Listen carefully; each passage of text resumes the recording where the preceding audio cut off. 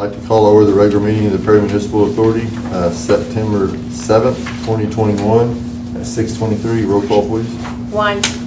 Morrill. Here. White. Bell. Here. Brown. Here. Dillbeck. Here. Bond. Here. Calderon. Here. Streller. Here. I do declare a quorum.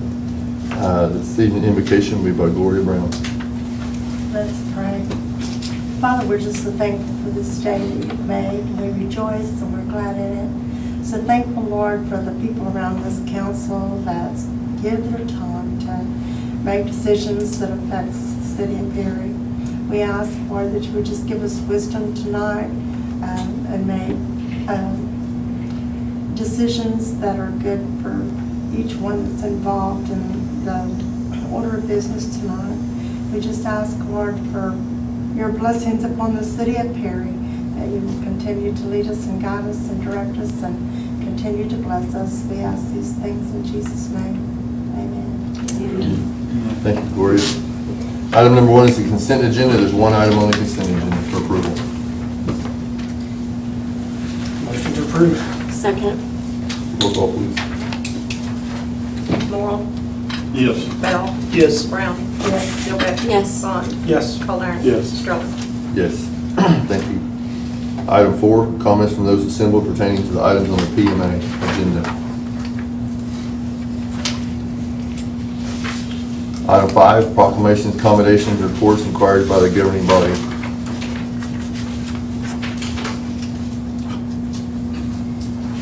Hearing none, we'll move to item 6, presentation by OMPA representatives concerning the City of Perry's wholesale power supplier, the power supply, the recent events, and various programs and services they offer. At this time, I'll turn it over to Dave Osborne, the general manager. And I know that Jennifer Smith and John Van Zant's over there somewhere. Yeah, here we are. He brought his backup crew with him. Brought the team, yes. Thank you for coming. Well, thank you for having us. And again, my name's Dave Osborne. I'm the general manager of OMPA. How you doing, Bryce? You look good tonight. Usually don't see you with that sharp tie on. I am. I'm wearing pink. So. Good. It's our pleasure to be here. What we're going to do tonight is something we started a couple years ago, as they say, BC, before COVID. But we saw a need with some of the turnover in city councils, city managers, other positions, just natural, churn of people, that it's good to get out and do some educational discussions with the member cities on OMPA. A little bit of an update of who we are, kind of how we became OMPA in the first place, a little bit of that history, and then some things we have going on. So it's just meant to be an educational time tonight, and we certainly welcome questions, okay? So please don't hesitate to interrupt us at any time, and be happy to answer questions as we go along. And especially if there's something you're interested in that for some reason we're not covering, make sure you ask us about it, and we'll do that. So we're going to tag team this tonight. I'm going to get us started and go through this. So the agenda, next slide. Here's the agenda. Next slide, please. There you go. All right, so I'm going to cover some of the history, power supply stuff. John's going to do some financial presentations, and Jennifer's going to cover a lot of services, and then I'll wrap it up in the end. So next slide. There we go. Okay, we start there. That's good.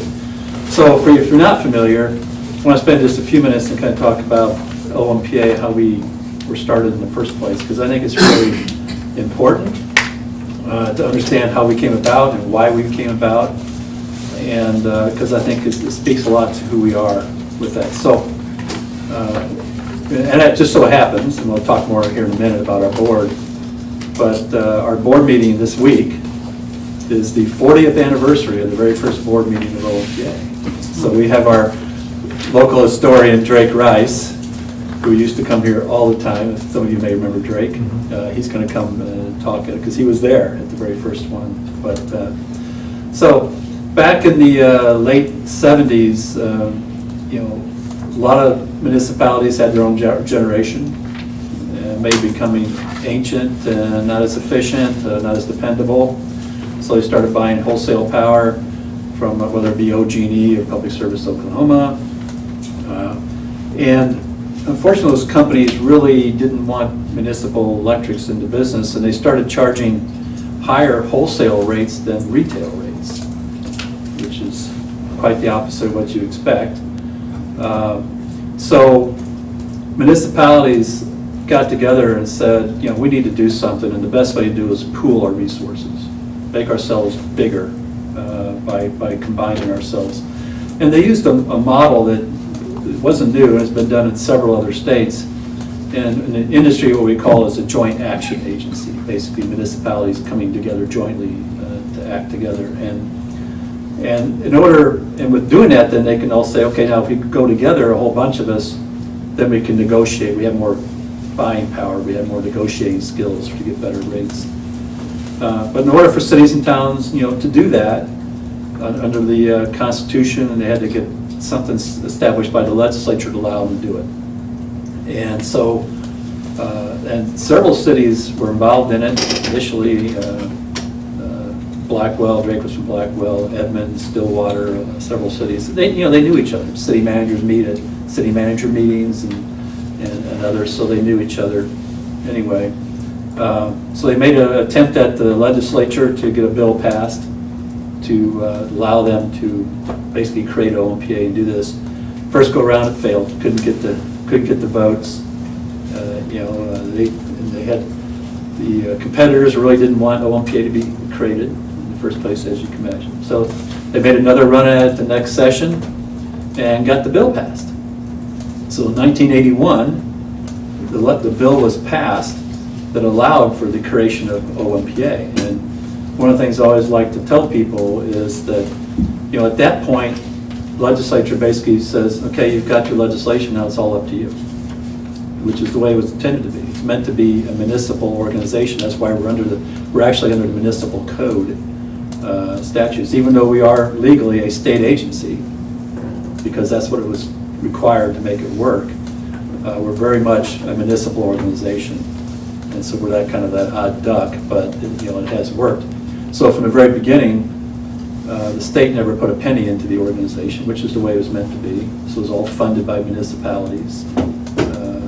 They went together, and I think even Stillwater, did the initial loan to hire the consultants to figure out how to do this now. Okay, they got the legislation passed, now it's like, okay, we got what you wanted, now how in the world are we going to do it and get it done? And so they got together and got that done. Sometimes I get ahead of myself. I'm going to peek at my next slides. But so the reason for the first meeting was once the bill passed, they had, 90 days to meet, create a charter, bylaws, and they kind of almost let time get away from them. All of a sudden they realized, hey, we need to get this done. And so they had the first meeting in September of that year and did it.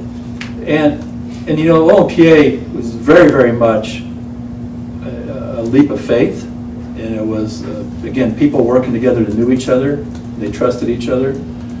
Because, okay, so we got the legislation passed. They had consultants that told them, okay, this is what you need to do. You need to get a power supply. That's what you're in business for. You need to get a power supply, get some power plants, whatever.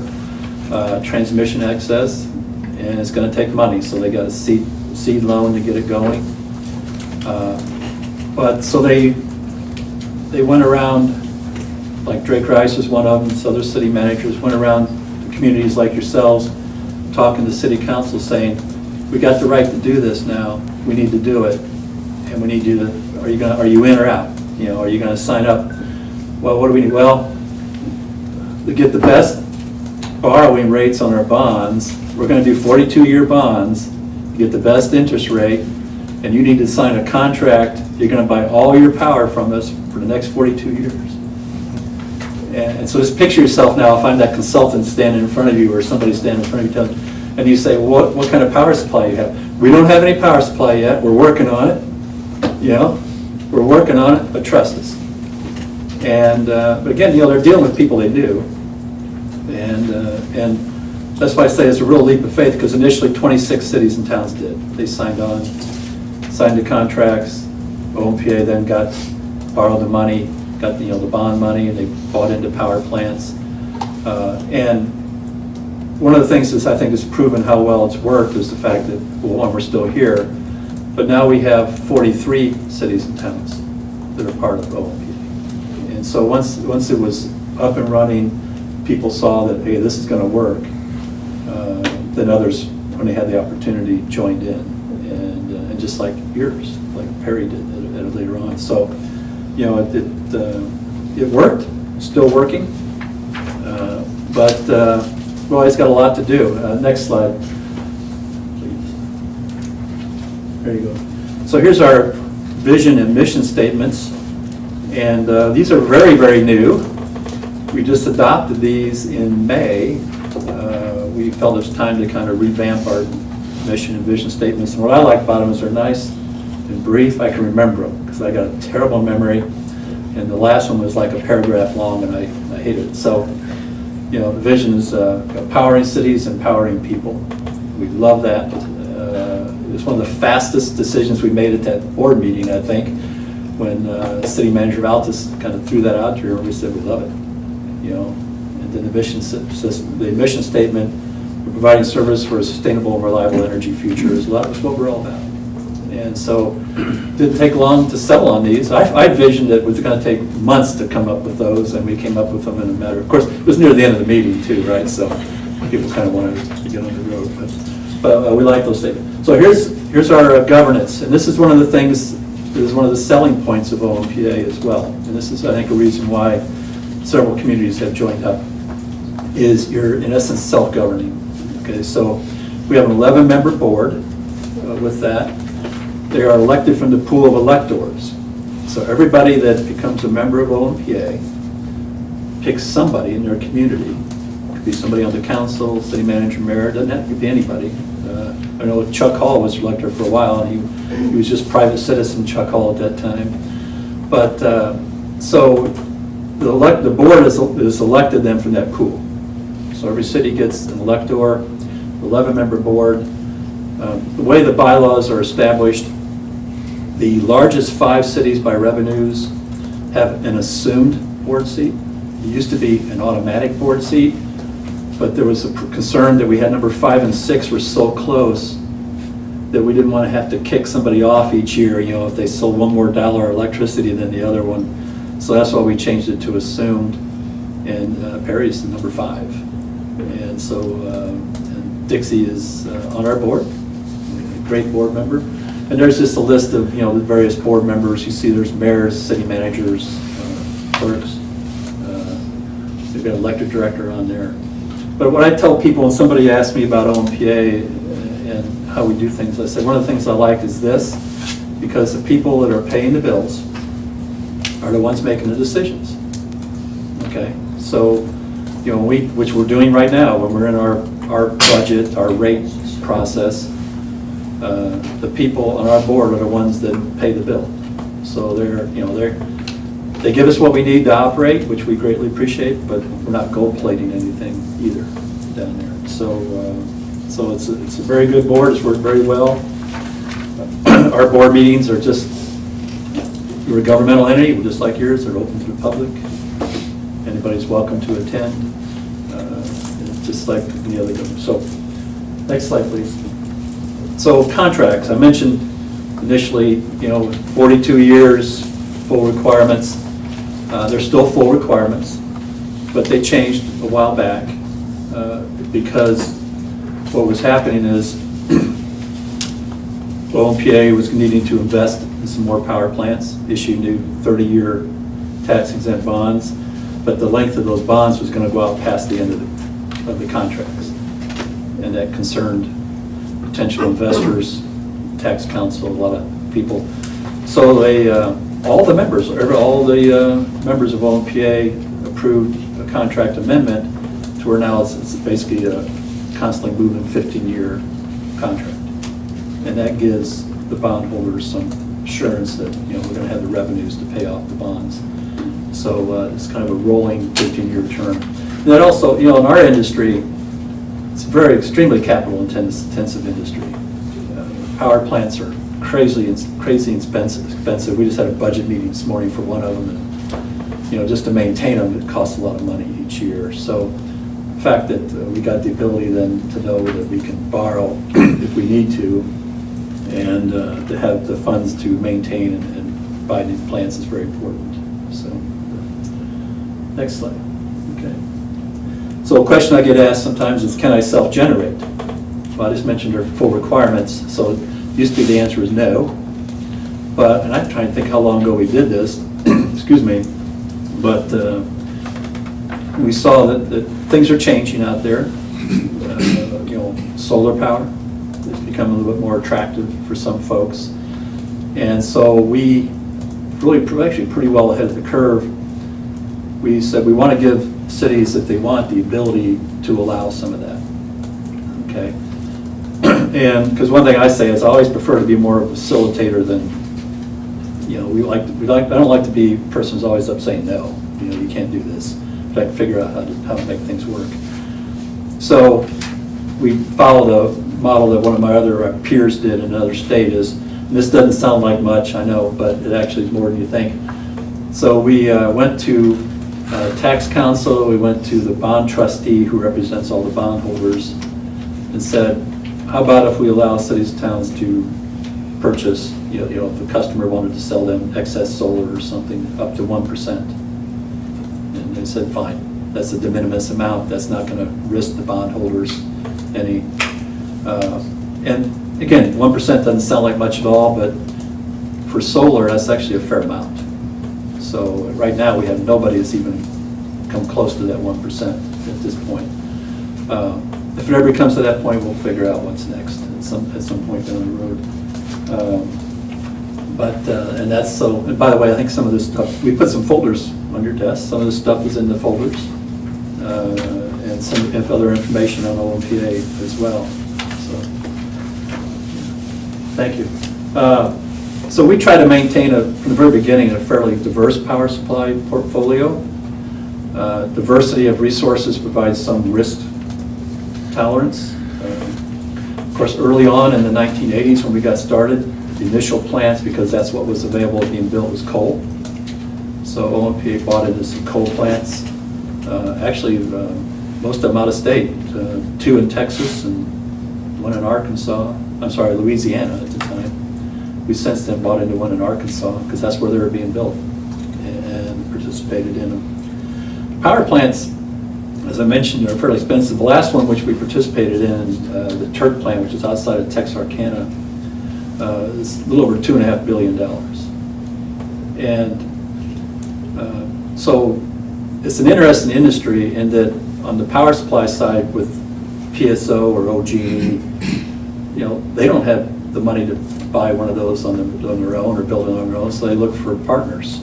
So it's not unusual, like that plant, there's 4 utilities that jointly own the plant. So in some cases, we're partners, just like the Redbud plant near Luther, we co-own that with OG&E and GRDA.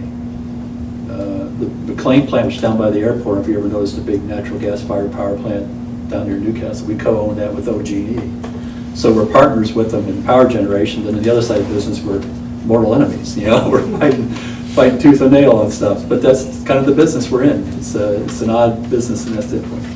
But the diversity, we had coal, we had the very first utility scale or large wind farm in Oklahoma. It was OMPA, it's up near Woodward. Was that one.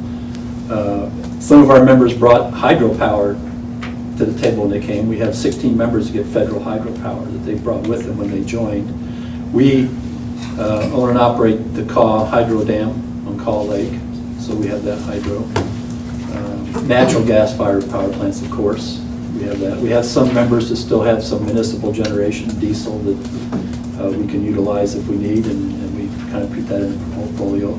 And then we also did some power supply contracts. It's good sometimes just to buy something, not be generating everything. And so with that, we've got some diversity. Next slide. So that's just a mix from last year. So last year, heavy and this is a generation that we generated from our plants, heavy and natural gas, which maybe not terribly surprising in Oklahoma. 11% of it came from purchases. Renewables, 28%. Now that piece has been growing and will continue to grow. And the coal, only 13%. When I joined OMPA, coal was like 65 or 70%. Gas was quite a bit. We had very little. We just had the one wind farm, and a lot of purchases too. So The mix changes over time, and I think will continue to change a little bit over time. The coal is fading away. One of our coal plants, the Oakley Union plant, was one of the original ones in 1985, retired last year. It's being decommissioned now. That was down in Texas. The one in Louisiana, Dolet Hills, south of Shreveport, is going to be shut down this year after the summer. So it's being retired. The third one, the Perky from the original power plant fleet, which is in East Texas, being shut down in the spring of 2023. So the coal fleet is basically sort of fading away. The Turk's very new, very efficient. I think that's hopefully going to stay. And we have a contract to buy some coal power off of GRDA, one of their coal plants. But that percent of coal is just going to continue to go down. And I think you're going to see the renewable piece going up. So next slide. We put this in there because some people are very interested in what's going on with the renewables, and anymore some people aren't calling renewables anymore, it's non-carbon emitting, non-emitting. So as you saw, our piece of the pie, that's been getting fairly large. It's going to get larger.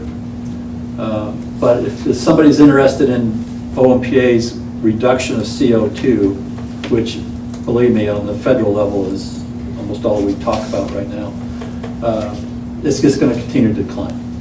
Okay, and it's not out of any intentional effort to say we want to reduce CO2. It's just because our resources are changing. The coal emits the most CO2, and it's just being retired out because of economics. It just can't compete in the energy markets today. All the wind power is flooding the markets with very, very cheap power.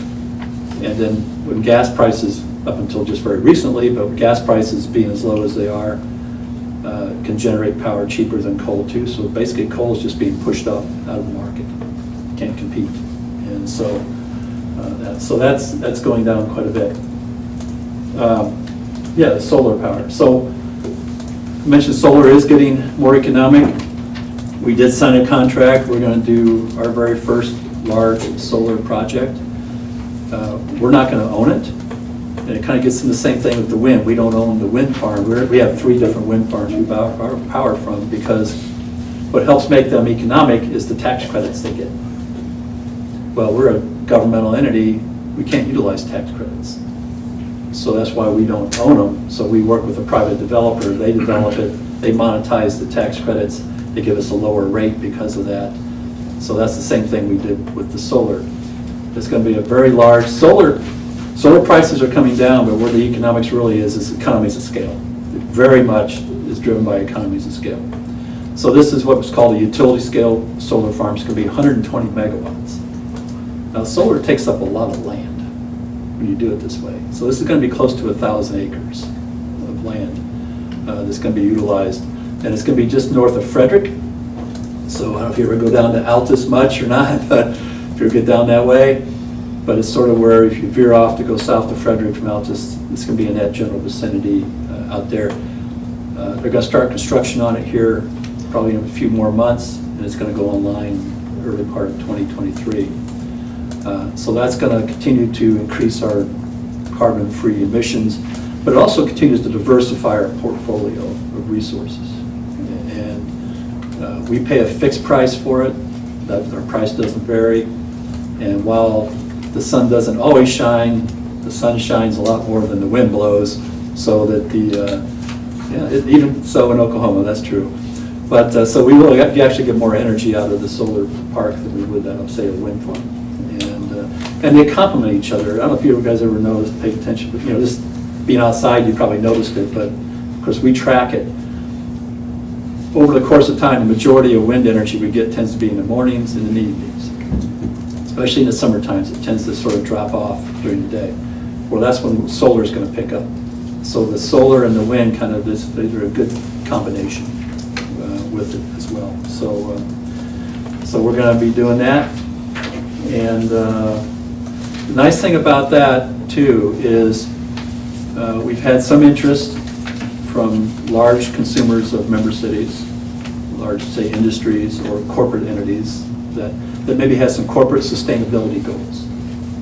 So they're either themselves or their corporate entity says, we want more renewable energy in our purchases. This will allow that. So this can be marketed by you to your large corporate entity to help them meet their corporate sustainability goals. And that way they're getting it from you, not from somebody else. Okay? And also, they don't have to put a whole bunch of solar panels on their roofs or in their fields to do it. So once this goes online, we'd be happy to work with you if you have a case like that to help you market this at a local level if you like. And I think that can go a long way with that as well. Real quick then, the Southwest Power Pool, I mentioned this because it is such a big part of everything we do. If you haven't heard of it, a lot of people hadn't heard about it until February,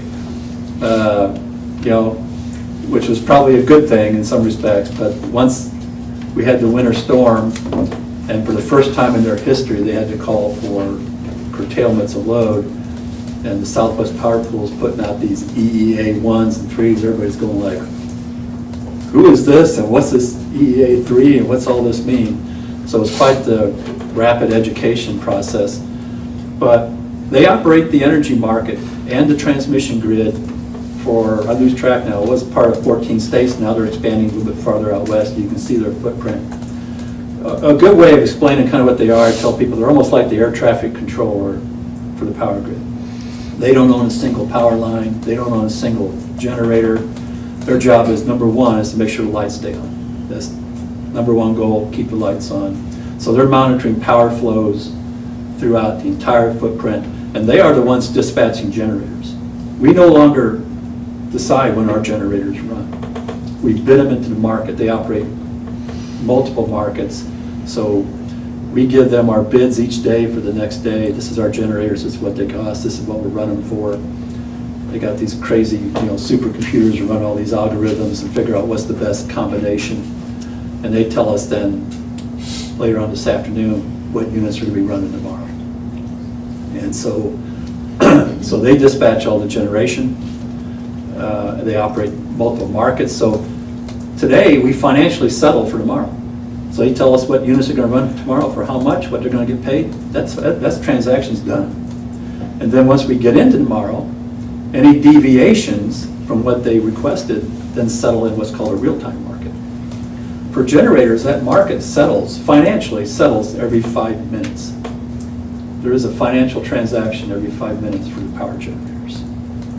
And so it's a lot of fun keeping track of all that stuff. That's why I've got 2 full-time settlements people. All they do is try to track how we're getting paid and what we owe and all that.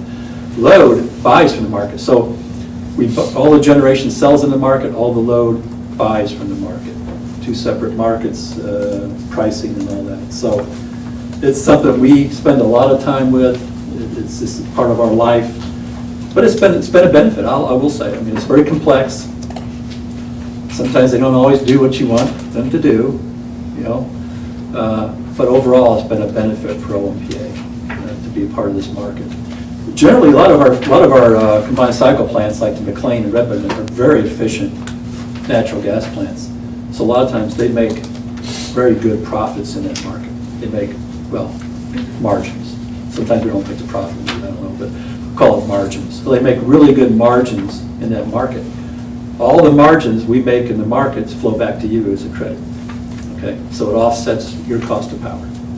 So that's one of the benefits of being part of OMPA. We manage all that, and any of the value we extract out of the market helps lower your power costs and stuff like that. I think this is where I turn it over, isn't it? I think you pretty much went over that slide already, though. I did, the slide, really? Well, you want to talk more about it? No, you go ahead. You're the finance guy. All right. I just figured you got to figure out how to pay for it, right? Yeah. Good evening, everybody. All right. I'll put the slide up on financial. Okay, here we go. Our financial position is good and improving over time. We did have a little hiccup in February that we're going to talk about. Our annual audits are normally clean and complimentary. Our credit rating, we're an A with Fitch and S&P. Moody's, we're an A2, which is the equivalent of A's and with Fitch and S&P. Our board has taken steps to improve our liquidity by building our rate stabilization fund and working capital. We've also established a decommissioning fund to plan for some of these coal plant retirements that Dave was talking about. And we've also established a $15 million line of credit with Bank of America. Next slide, please. Well, let's talk a little bit about that winter storm.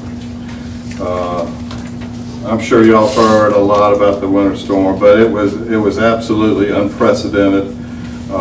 I think for that length of time that we were below freezing and that temperature that sank as low as down where we are, 15 degrees below zero, it was very, very rare. SPP did initiate, it's very rare, a multi-day reliability unit commitments, and we call them RUCs. What they told us is they needed every single one of our resources to run. Even our city generation, which is fairly expensive, you know, it's mainly diesel and there is some natural gas at some of our cities, very rarely runs, but it ran the whole time during this period. We had to buy gas at prices that we didn't think were possible. Never had seen it before. One Oak had prices as high as $575 per MMBTU, and that's about 1,000 cubic feet of gas. Some buyers paid over $1,000 for an MMBTU, and the normal prices are $2 to $3 for that same amount of gas. Now, the way SPP works is you sell your generation into that market, but what they pay you for your generation is paid by the load. The load has to buy all the power. And so we're on both sides of that transaction. We're selling all our generation in and buying all our electricity. Well, the market prices for energy had to follow because the generation was so expensive. So there were hours where the price for a megawatt hour was $3,000. Normally, 20 to 30. These high prices, it was over 1,000 most of the day for several days. Just incredible price increase. Next slide, please. So what did this cost us in total? Our excess natural gas cost, 1 week, $74 million, almost $75 million. To put that into perspective, we paid $19 million for all of 2020. So you're looking at almost 4 years worth of natural gas cost incurred in a 1 week period. Now, we did get some energy market recoveries from SPP, and that was where we were getting paid for all this generation that we put in there. So our net from SPP was money to us, and that was $15 million. So we had a net cost impact right at $60 million for 1 week. John, I just want to take a minute and tell you guys, as a city, we appreciated what you did for us, because it would have been devastating for us. It was. So I appreciate what you guys did. Yeah. It's good that you didn't have a natural gas distribution system.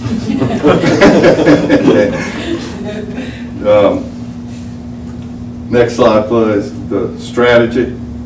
Okay, so what our goal in this strategy was, one, we had to pay the bills.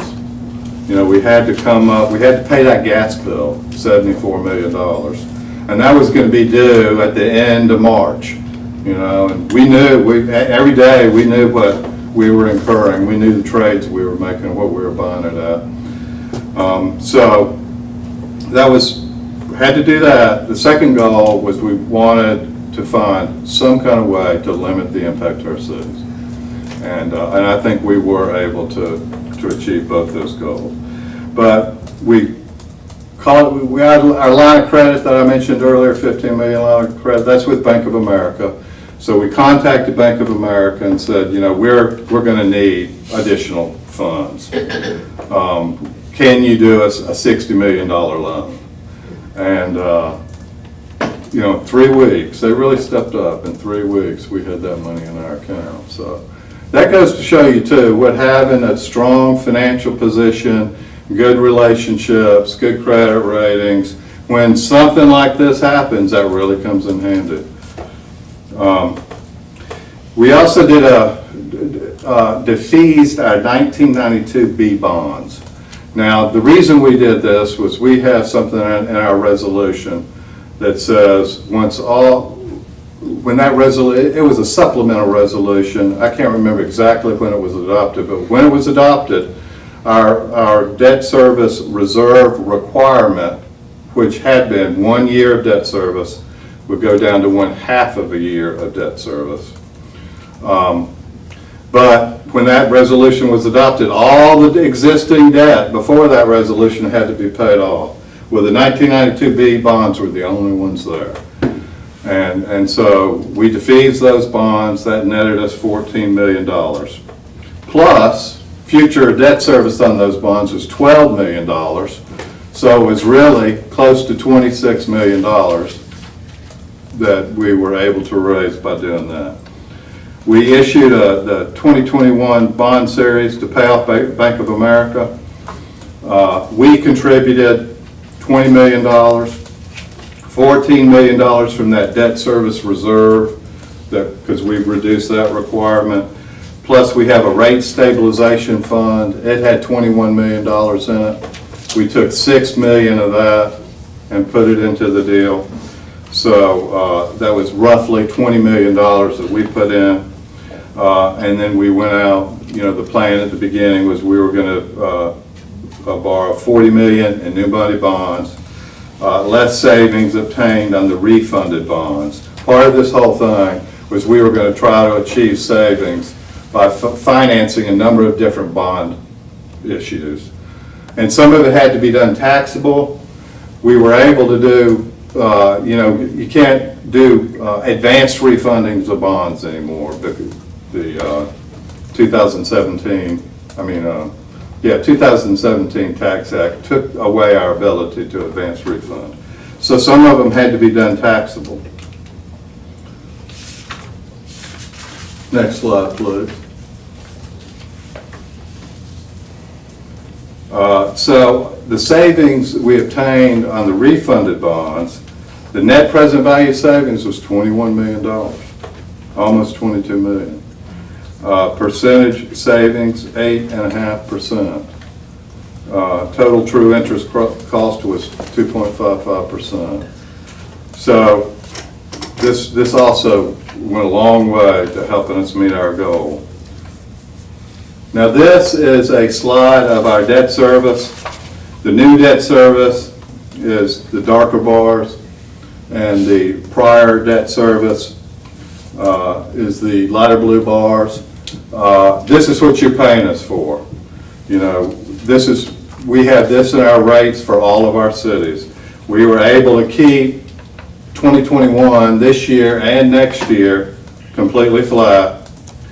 And then beginning in 2023, all the way through 2027, we were actually able to lower our debt service from what it would have been slightly, you know, about $900,000 a year.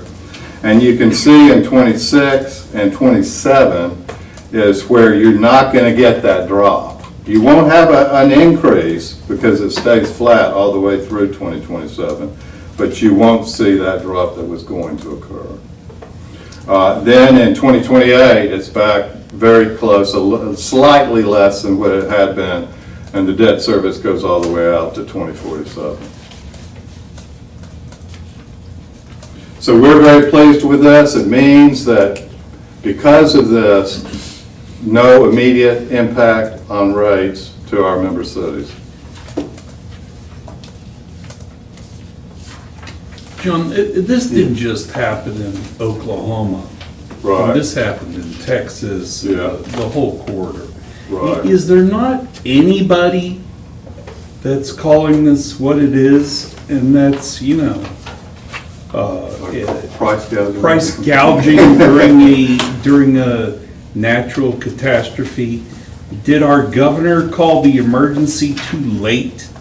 Did it result, because that's what I'd heard, and then after that, it kind of, we settled down. But I mean, is nobody doing anything about this? Or is there nothing to do? Well, Because I it know just the seems- Attorney General's looking Attorney into General's it, investigating. but, I don't think the natural gas industry is very regulated. There's a natural gas market, and the market prices, went through the roof, but, go ahead. Yeah, I'll add to that, because we actually, this thing's kind of kicked off on the Thursday before that holiday weekend. And we saw what was happening that same Friday. Our general counsel was talking to the AG's office, Yeah. okay, saying, this isn't right. We don't fault anybody to make a profit, but these profits are obscene during a crisis, and it's just, something's not right about that. But as John says, one of the problems, it appears to be that this, they deregulated a lot of this natural gas industry. So it may not be anything they can do, but we do know it's being looked into. There's also nothing that stops us as a private entity from filing our own lawsuits against it. We haven't taken that off the table yet either. Our general counsel. But what about the business? I mean, American, what's the national organization? American Public Power Association. American Public Power Association. Yeah, well, What's their position? well, I mean, they're trying to figure out ways to help. Problem is, there just wasn't a whole lot of opportunities. And one of the things we're going to try to do going forward is to try to see if they can get some legislation changed that can put more teeth into all this. So you mentioned the governor declaring an emergency. The problem is, it's not clear whether that, because once he declares an emergency, that's when price gouging rules kick in, right? Problem is does it still apply to the natural gas industry though? Because it's a wholesale transaction. Okay, it's not something happening at your pump, at the gas station, it's something else. So that part of it's, we'll see if the AG's office can come up with down there. But on a federal level, people are saying, well, if we get the president to declare an emergency, the president can do that. Problem is, by the time they even try to get a hold of somebody at the White House to even talk about it, this whole thing was over. It was done. Because by that. So yeah, there's groups like APPA and others that are trying to figure out what can we do going forward to try to prevent this, because something has to happen faster. I mean, so much money changed hands or became due in a matter of a very short time. You can't wait to get a hold of somebody and say, declare an emergency, will you? Because by then you've already spent $100 million by the time it's over. So no, we haven't given up on it. I just be honest with you, I'm a little bit pessimistic on whether we're going to have any opportunity to claw back any of this, what we paid with it. But it's something that has to be addressed, and I don't mean to get us off track, but we barely kept the lights on. You guys saw what happened in Texas.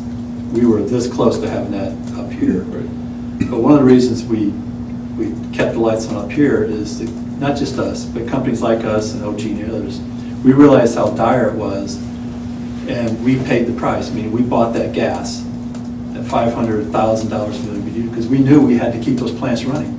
If we shut those plants down, this grid was going down, And so it's like, let's do it, and we'll figure out if I still have a job Monday or not, right? I mean, it's that kind of a situation. But we kept the lights on. But the thing is, electricity, and I showed my chart how much of our generation came from natural gas. Electricity and natural gas now are like this. They are very, very codependent, much more than they ever used to be. So something has to happen on the natural gas side of the industry to winterize more gas wells. Since they're unregulated, not much is being done. Our industry, electric industry, is heavily regulated, probably one of the most regulated industries around. So we're constantly, we already got 2 or 3 of them already. We're getting inquiries from the federal government, from other agencies, Southwest Power Pool. What are you doing about your power plants? What are you doing to winterize your power plants? What are you doing, winterize your power plants? Remember, we're like saying, we can winterize them until the cows come home, but we can't run if we don't have any fuel. Maybe you need to be looking where the source of the problem was, and the fact that the natural gas industry froze up. And that's where something needs to be done to say, maybe they don't need to do all their wells, but probably if they only winterized a third of them, we may not be talking about this today. Because, and I believe it, one company through the secretary said, they had 800 gas wells and only 32 of them are producing. The rest of them are all frozen up. Compressor stations froze up. Company said, well, you got the gas, but I can't get it to you because we can't pressurize the pipe. Well, we're all dependent on that now. So who's putting their feet to the fire and who's asking them to spend some money? I did some math for the state of Oklahoma. John just mentioned us. Sorry, you get me going on this because this took like 10 years off my life that 1 week. But the cost of the state of Oklahoma, meaning the consumers, for that 1 week, $4.5 billion.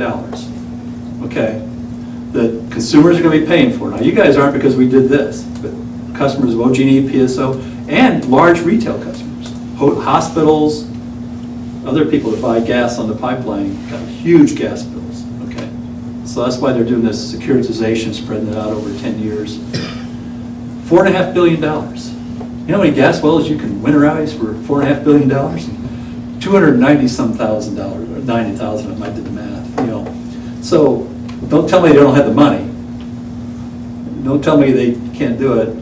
I've been told by somebody working in the gas industry it costs about $30,000 to winterize a gas well. Get out there and start So is winterizing. this an issue that our congressional legislation is interested in? No. Well, they should. And that's the next question. Is Yeah, it- is well, it a why? question? Is it a question that our local legislatures interested in? No. Okay. I made a comment to a state senator at a lunch. I won't mention his name. After this happened, a U.S. senator Yeah. saying, we need to do something about this.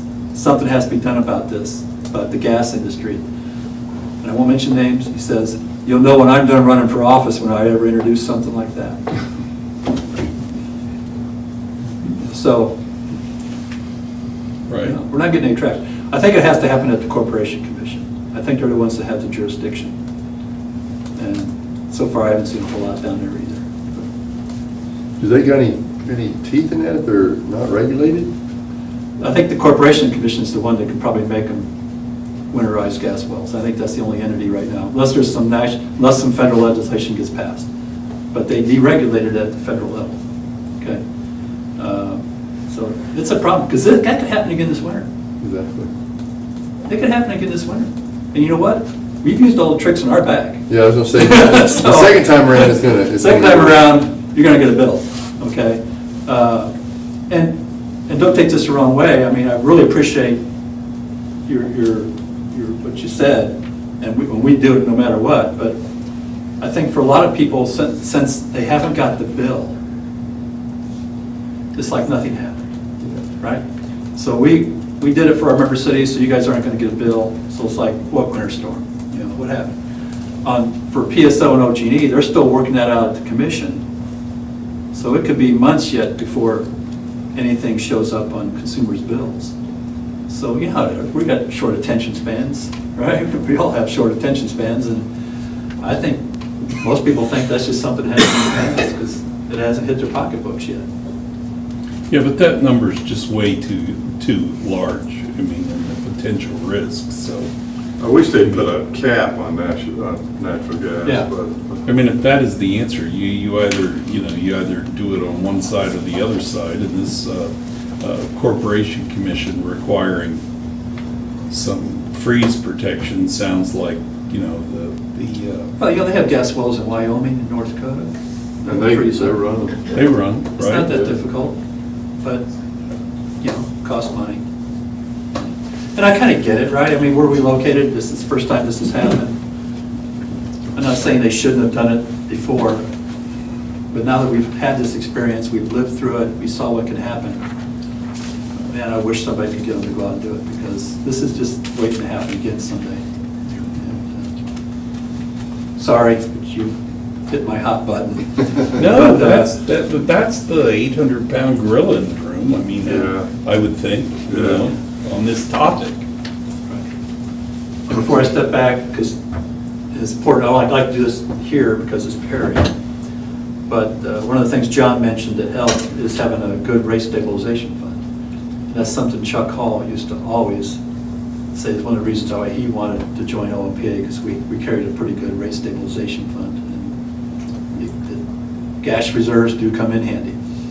And it was good. It was good to use it, and we still got money in it if we need it, but we use that rate stabilization fund quite a bit. So. All right. Out of your way. Just one more slide from me, just to give you a little idea about our annual revenue requirement. In 2022, it's going to be about $169 million, but we do have a fairly large reduction in debt service next year, and you can see that it stays fairly flat through 2026. And then that's broken out to various categories. Generation is our biggest expense. Net debt service is the red portion. That's the second biggest expense. Transmission is the third. And then our admin is at that gray bar.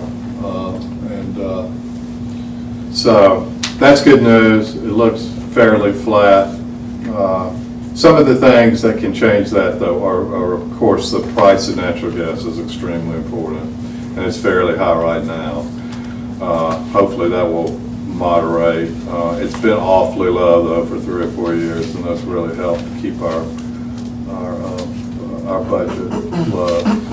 And you never know about federal legislation, too. I mean, some of this clean power plant legislation gets passed, you know, we're going to have to really look and figure out what we need to do. Who do you buy your gas from up at Blackwell, at that station up there? Is that One Oak? Oh, Land plant. yeah, we buy it from One Oak and, yeah, there, and Southern Star for Lamb. No, that's the pipe it's carried in on. Yeah. Yeah, but we buy from Coke and BP and some others. All right, thank you. My slides aren't nearly as exciting, so I'm just going to talk about a little bit. It won't take me very long to get through these slides because I know we've been talking for a while, so try to get you guys out of here. So I'll talk a little bit about the programs and services you guys participate in. One is our competitive utility program, and I know Perry had one of the, not the original 26 members of OMPA, but joined OMPA, and you guys have always been certified in our CUP program. And so our CUP program has 2 areas that we ask you to follow to make you competitive with your competitors that are surrounding you, your IOUs, co-ops.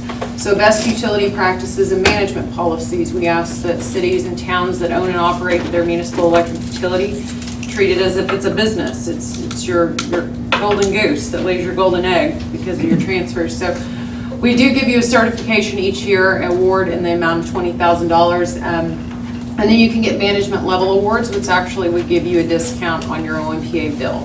Next slide, please. So you guys do participate in our rebate programs. We've got the ways out of Save Electricity. We give rebates on high efficiency geothermal heat pumps and dual fuel heat pumps, air source heat pumps.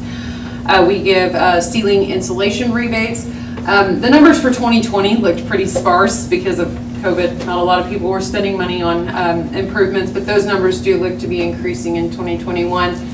We have our demand and energy efficiency program. So that's rebates for high efficiency lighting for nonprofits and government entities. Back through 2012 and 2016, OMPA, we did award Ditch Witch 3 rebates for changing out their lighting. This was before we changed the parameters of the program to not-for-profit entities and government rewards. But we did rebate them a total of $141,000, slightly over that, for a reduction of 9.37.82 kW. And why we do these efficiency programs is Dave already mentioned the price of building new generation, lowering people's load and peak demand that keeps us from having to build those very expensive power plants. So one of our newer programs is the Apogee program. We started researching this while we were in the middle of COVID. We watched it a while back, but it is a program that allows your in-use customers to do a virtual energy assessment of their home. It allows you to answer all the questions you need to answer about your home. How many refrigerators do you have?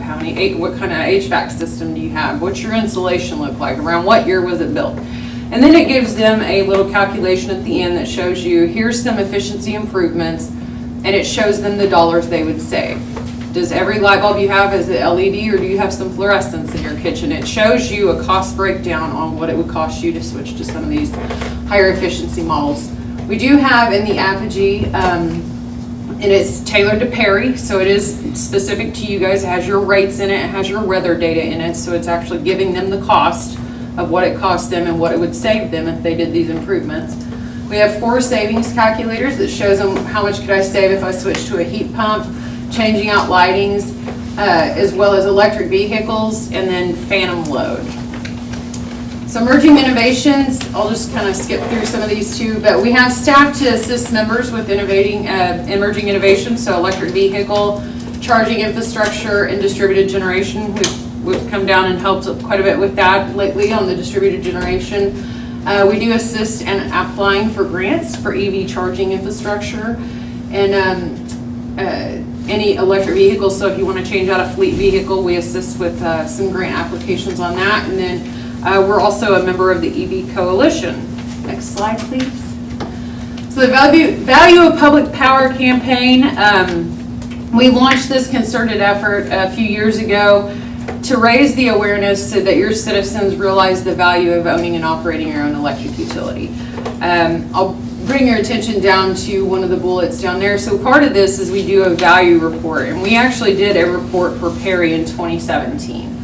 The dollar figure that we came up with for you guys, the value that it gave back to the citizens and your community, the value of Perry is $337,000 that you guys would have to find or either raise a sales tax or come up with if you did not own and operate your own municipal utility. So we really like this campaign, launched it, asked cities to jump on board because we really want to educate the public. Why are we in the electric business? Well, you just got this new park, you just got this new sidewalk, we pay new police officer this year, whatnot. So whatever that is, we want to do these value campaigns. And so we did a report for Perry. You guys actually did get the Our Local Power Award for the baseball signs that you did at your park. So gave Dixie that award in 2020. So congratulations on that, because not very many cities have gotten it yet. So you have to go above and beyond to get that award each year. And so we appreciate you guys participating in the campaign. And I think with that, I turn it back over to you. You get me again. I'll try to wrap this up, and I know it's getting late, so I'll go kind of quick, but again, don't hesitate to answer. So one of the things we want to talk about is just, the reason I put this up there is just because the industry is changing so much. It's never seen so much change in such a short amount of time. Meaning, there's more than just the traditional players in there, not just your investor-owned utilities, municipals, and co-ops. You got independent power producers, you got marketers. Heck, even Google and Amazon and all of them are going to be getting into the power business here pretty soon, in some areas. So the industry is changing rapidly. We've got these markets, and it's technology too. The technology is changing so much.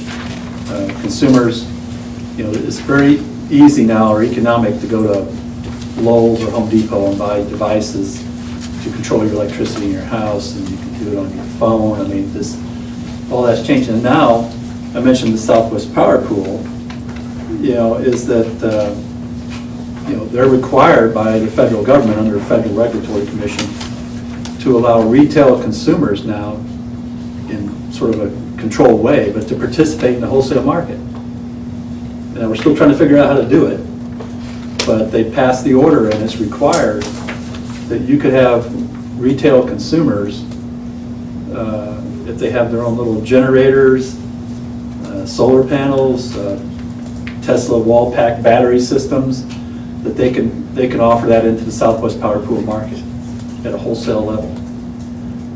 And the complexity of it really starts to compound, because then you have to know if they're charging their batteries, are they charging it for themselves, or are they charging it from the market? Because if they're your market, you can only charge them the wholesale market price, not your retail price. I mean, it just kind of makes your head spin. So at the Southwest Power Pool, we're all trying to figure out, okay, how's this going to work? So we're still trying to figure out the rules of the road around this, but it has to happen. It's a mandate. And you can have aggregators. So it's not just an individual. And these things are happening. They're happening in other parts of the country where a company can say, okay, I'm going to aggregate 500 of you. I can get 10 in Perry. I can get 50 down in Edmond. I can get a whole bunch in Oklahoma City, because they don't care who their server is. And we can aggregate it and make it look like one big power plant. Okay, and they bid it into the market as one big unit instead of 500 individual consumers. And so that's the kind of stuff that's going on, keeping us pretty busy, trying to figure it all out. Real quick on the governance, again, we put this in there a lot of times for especially new council members or somebody that's not familiar with this, is you do have a fiduciary role. You're running an electric utility, okay? It's a very complex business, very complex industry, and you're the governing board of it, so you have a responsibility to maintain it and set the policies. Next slide. There you go. One of the things we talk about is, it has to be maintained. One of the things that happened when Perry joined OMPA, it was very beneficial because they used the savings for a 1 or 2 year period, I'm not sure how long, to use that savings to improve the electric system. So they spent a lot of time and money upgrading the electric system, but that was a while back. These poles, wires, insulators, transformers, they got to be maintained. They don't last forever. And so we really encourage you to make sure you're putting money back into the system, just like you would your car or any other piece of mechanics. You have to maintain it, take care of it, and it's a very valuable asset, so we really encourage you to do that. Next slide. Yeah, so there you go. So one of the things we always like to encourage is safety. Extremely important in this business, very dangerous industry. But we start every one of our board meetings with the safety minute. We start our internal meetings with the safety minute. I encourage you to discuss safety at a council level. You might want to be thinking about that because it's so important. Of course, maintaining reliability of the system. Tree trimming is huge. I mean, let's admit it, nobody likes to see their trees trimmed. It's one of the most unpopular things that electric utilities do, but it's the #1 best thing you can do for keeping the lights on. Okay, that or if you can figure out how to keep the squirrels off the squirrels and trees cause a lot of outages, but a very routine tree trimming program is one of the best things to do to keep the lights on and stuff. Rates and charges, again, trying to keep them fresh, keep them up to date. Don't let your rates get too far out of date, and then you got to make big changes. It's always good to do little incremental changes on rates and charges. Last thing I think I have is, we just tell people, if you're not familiar, of course you're pretty familiar with us, we get up here more often maybe than some of the members. We're here to help you out. We're just a phone call away. We do things for member cities that probably have no business doing, but you're our owners. And so, we can do what we can for you. But American Public Power Association is a good resource. I don't know if they get access to APPA newsletters or that. I don't know if anybody's, once in a while we pass them out in here. They can get free emails and get daily emails made. It's a fantastic resource.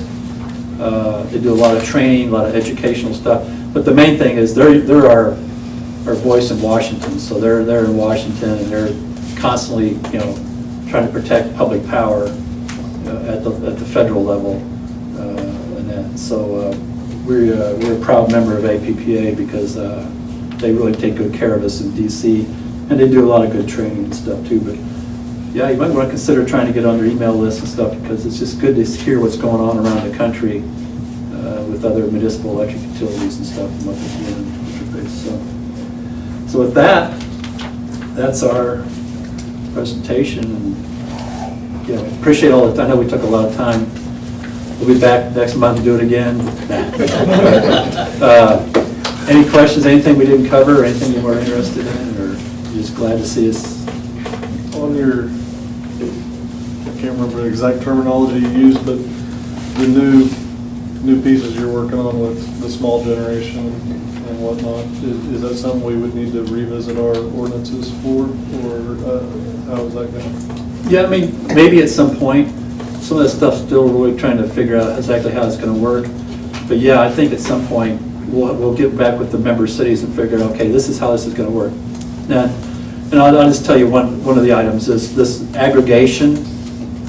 One of the things we got approved at the federal level through APPA, because, you know, the federal level, FERC, they think of the big giant power companies, right? They don't understand this. They don't understand local community level decisions. And these things can be very complex and difficult and expensive to do. So we got them to agree, in the order they passed is an aggregator cannot come in and aggregate one of your retail customers without your permission. So the governing body, you have to give permission for it to happen. Okay? We're actually recommending you don't. Okay? And it's mostly because we're still trying to figure out how this is going to work. You know, we have to forecast every city's loads the next day in this market and bid it into the market. So how do I know whether some other third party is going to be in essence shedding load by having a bunch of your retail customers turn battery systems on, plug in their EV cars in and turn them on, you know, and uncharging, basically powering back into the system. So we're basically saying, don't do it. At least you can always change that decision at some point in the future, but we're saying don't do it because we really can't quite figure out how it's going to work yet. And so if it works the way it's supposed to, if a third party would contact, you know, some of your consumers and do it, they're supposed to show the Southwest Power Pool that they have your authority to do it. And it has to be a decision of the council to do it. Not just somebody saying, oh yeah, go ahead, you know. It's got to be a resolution of some kind. So, yeah, I think down the road, you're probably going to hear more about some of this stuff, and we'll probably ask you to make some decisions on it. I'm dealing with it right now in other cities. Right. And you know, that's the interesting thing, because we've had some communities think, well, we're too small, that's not something that's going to be. Yeah, one of the smallest I have. We think, some people think, well, it's not going to happen here. And he's already had one get approached, you know, so, you know, they don't care where the people are. They don't care if they're in Perry, Oklahoma, or Oklahoma City, or Los Angeles, you know, but to them it's somebody they can make money off of, you know, frankly, that's what it amounts to. So, it can happen.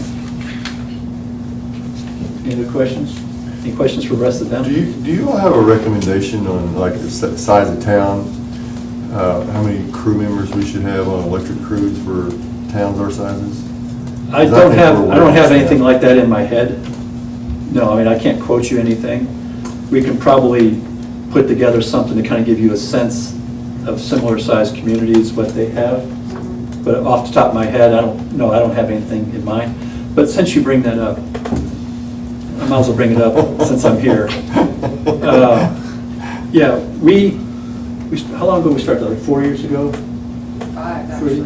Okay, line crew program where we hired linemen, because up in Northwest we have Winoka, we had Pond Creek, Fairview, Gold Creek. Gold Creek. Yeah, it's the first 4, I think, 4 or 5. They have trouble recruiting, keeping linemen. And so we said, well, if you guarantee to pay us so much money, we'll put a crew on. But they pay for it, you know. But we set it up as sort of a fixed fee. Well, that's gotten pretty popular. We're up now to how many? We have 13. I lose track, 13 communities that like that idea and basically kind of sort of share, if you will. We based it off Fairview.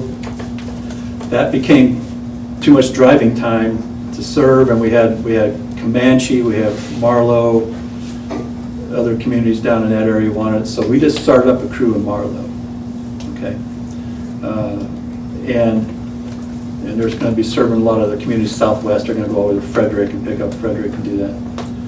Good news, bad news. Good news is it's very popular. Bad news, the way we set up initially, it's not paying for itself. It's not working out financially for us. It's working out okay for them. Now we've had some interest up in this part of the country. And so we're working as staff trying to figure out a new way of doing it, because basically too much is being subsidized by other communities that aren't in the program. And so we are probably in the last stages of figuring out how that would work. And then once we get it all together, we're going to come visit communities north and up north of here, even you, and say, okay, if you would like to participate in the program, this is how it's going to work. So I can't share the particulars yet because we're still haggling over it back at the office. But the thing is then it's what we're trying to put together hopefully is a 4-person crew, probably based out of the Ponca City area that can serve the geographic area. The benefit is you get a very professional crew, equipment and all that can do jobs that a lot of times the local crew just can't do. Okay, so it's one of the reasons why it's popular. We can go into some of the towns and do maybe a big job that they're 1 or 2 person crew. They're just not set up to do it. Nothing against them. It's kind of outside of their expertise, or they don't have the equipment. And I remember one town, nameless here, remain nameless, but they were told by their staff, we can't change that pole. We have to shut the whole town down to change that pole out. And it was getting really bad. I mean, this pole was like going to fall over in the street because they had multiple circuits on it. It wasn't just a pole. Our crew went down there and changed it out hot. Never had to take an outage to the city. Okay. And again, it's just different equipment, different training, different people.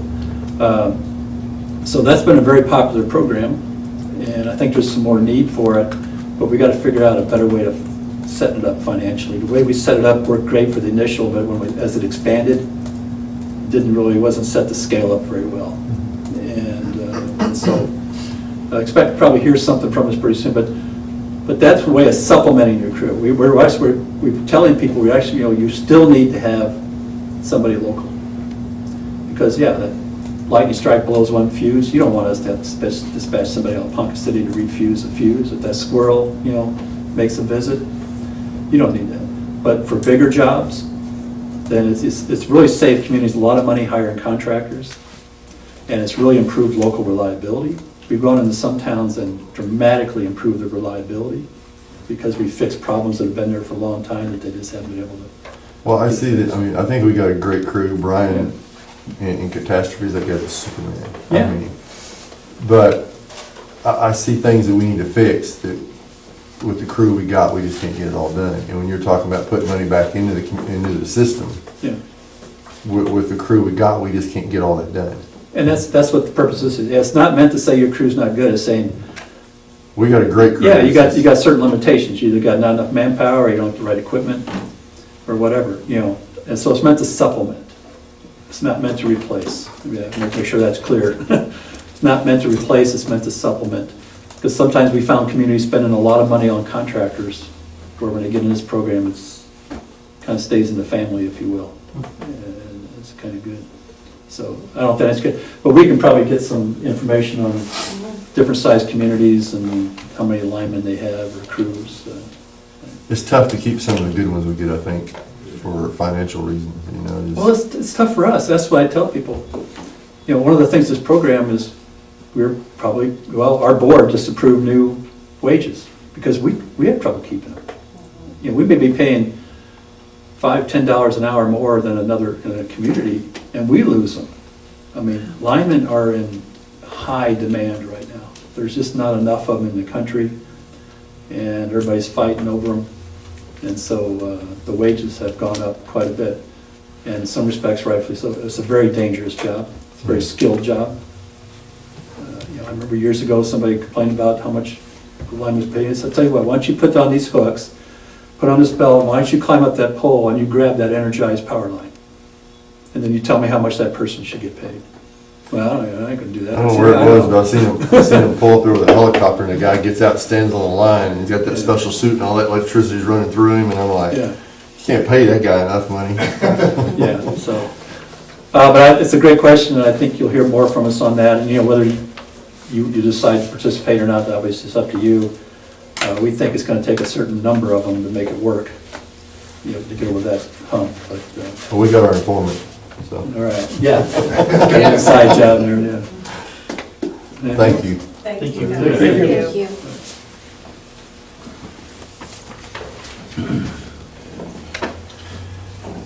All right, we will move to item 7. Consider approval of an assignment and assumption agreement consent between CEC Corporation and Park Hill and Smith and Cooper Incorporated for professional airport engineering services. So Bryce, you tried to explain this to me today, so you go ahead and just explain it. Well, Park Hill acquired, Toby Baker has been our engineer, and he works for CEC Corporation. Well, Park Hill, which is a Texas engineering company, which is expanding in a major way into Oklahoma. The principal that I knew was Rick Schlegel. So Park Hill's been acquiring, and that was Cardinal Engineering. So Park Hill acquired Cardinal, and then Park Hill decided that it would acquire Toby Baker, who was the principal airport engineer for CEC Corporation, and 4 of his engineers. So and that's who we use, CEC Corporation, Toby Baker and his 4 engineers. So they have hopped over into Park Hill. What this assignment agreement says is that CEC and Park Hill have come to an agreement, and they're permitting, CEC Corporation is agreeing that Park Hill can assume all of these airport contracts, including Perry's contracts. And of course, we want to stick with our engineer, Toby Baker. He's quite frankly the best. And so all we're doing is approving that assignment. It's not costing us anything. We get to continue with the same engineering group. It's a top engineering group out of Texas, and they have all kinds of service. I mean, there's no reason not to do this. Everybody, I think, is approving this assignment because they want to keep with Toby. Right, Larry? Yes, We want to keep Toby, and I'm sure our airport manager, if he was here, he would say that too. Motion to approve. Second. Any further discussion? Roll call, please. Morrell, Yes. Bell, Yes. Brown, Yes. Dilbeck. Yes. Bond, Yes. Coldiron. Yes. Stroller. Yes, thank you. Item 8, consider approval of a second amendment to the memorandum of understanding substituting CHC Management LLC for KMR Development LLC as the contracting party. Okay, you guys remember we approved this already with Jimbo. He just decided he wants it under a different LLC. Motion to approve? Second. Any further discussion? Roll call, please. Morrell, Yes. Bell, Yes. Brown, Yes. Dilbeck. Yes. Bond, Yes. Coldiron. Yes. Stroller. Yes. Thank you. Item number 9, consider amendment of Chapter 6 of the Perry and Perry Municipal Authority Personnel Manual as amended through March 1st, 2020 by the addition of a new section 13 entitled Severance Benefit for Full-Time Employees. Bryce, you wrote this.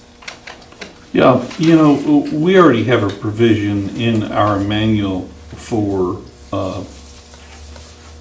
it's in our discipline section, and it has to do with if we're wanting an employee to leave and we think it's best, you have given us some authority to negotiate some severance for that employee in exchange for a release.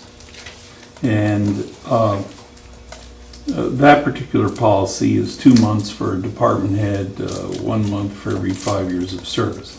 So, and that has been used. The problem is, And that's good. I mean, it's come in handy. I think the thought was that we have some really good employees that, aren't trying to sue the city, aren't trying to come up with a claim, but they've worked here for a long time. And it might be appropriate to provide them something under the manual. So what we've provided here is something that's similar. First of all, you don't automatically get it. You have to be an exemplary employee. You have to have been employed here for at least 10 years. You must be a full-time employee, must be a supervisor, at least 2 other employees, or a position with significant responsibility, or a department head. And so we've set these severance deals. Instead of 1 month every 5 years, it's 1 month every 10 years of service. And then also 2 months if you're a department head. It's up to the manager. You've got to make the whole 10 years to get the 1 month. And it was just something that I was asked to put together and present it to the board for consideration.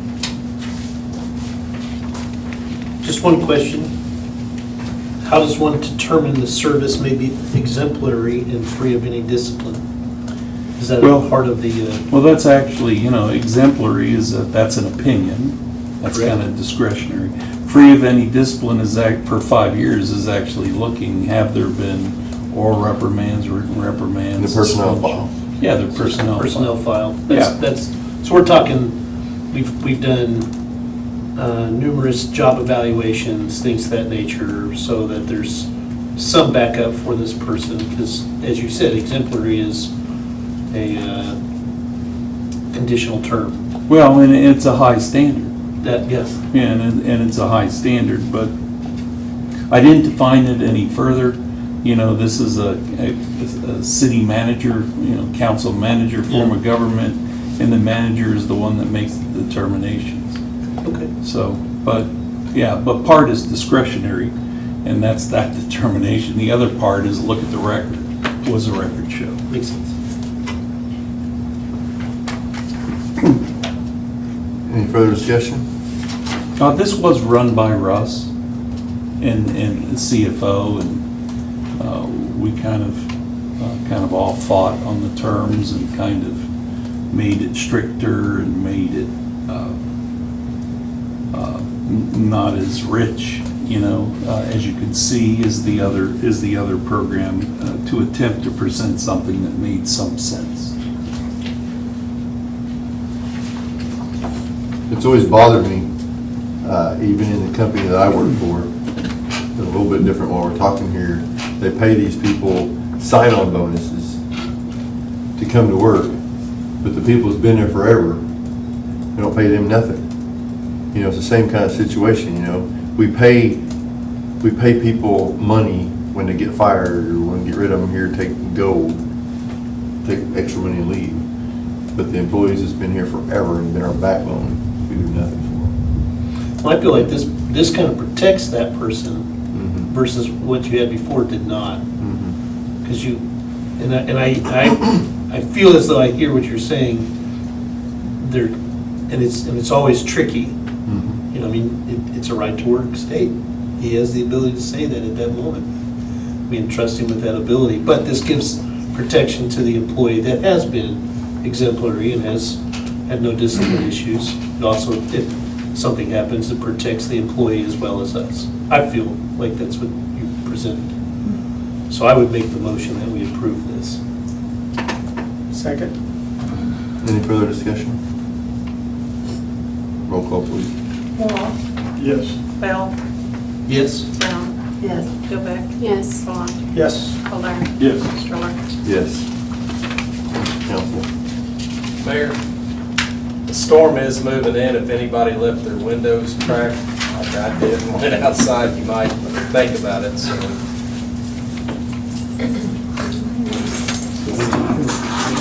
that brand new Escalade can get some water in it. I heard it thunder when they were talking, and I went out and it's coming in, so I just wanted to hear it thunder now, so I was gonna let you know. You don't watch Gloria, she took her purse, she's trying to leave. Hey, if you were a hand, you'd help Gloria and roll her windows for her. That's right. She don't trust me. He'll be pulling vehicles up for us later. Just go to my house and watch the river run through it. Thank you, Chief. Appreciate that fine service you provide. I heard it 30 minutes ago, it's just really coming in now, so. We've been watching it all day.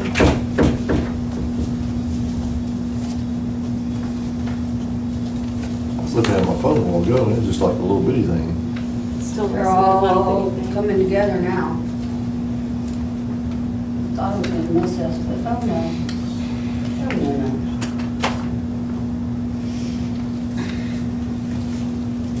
Think they wanna take my blood pressure?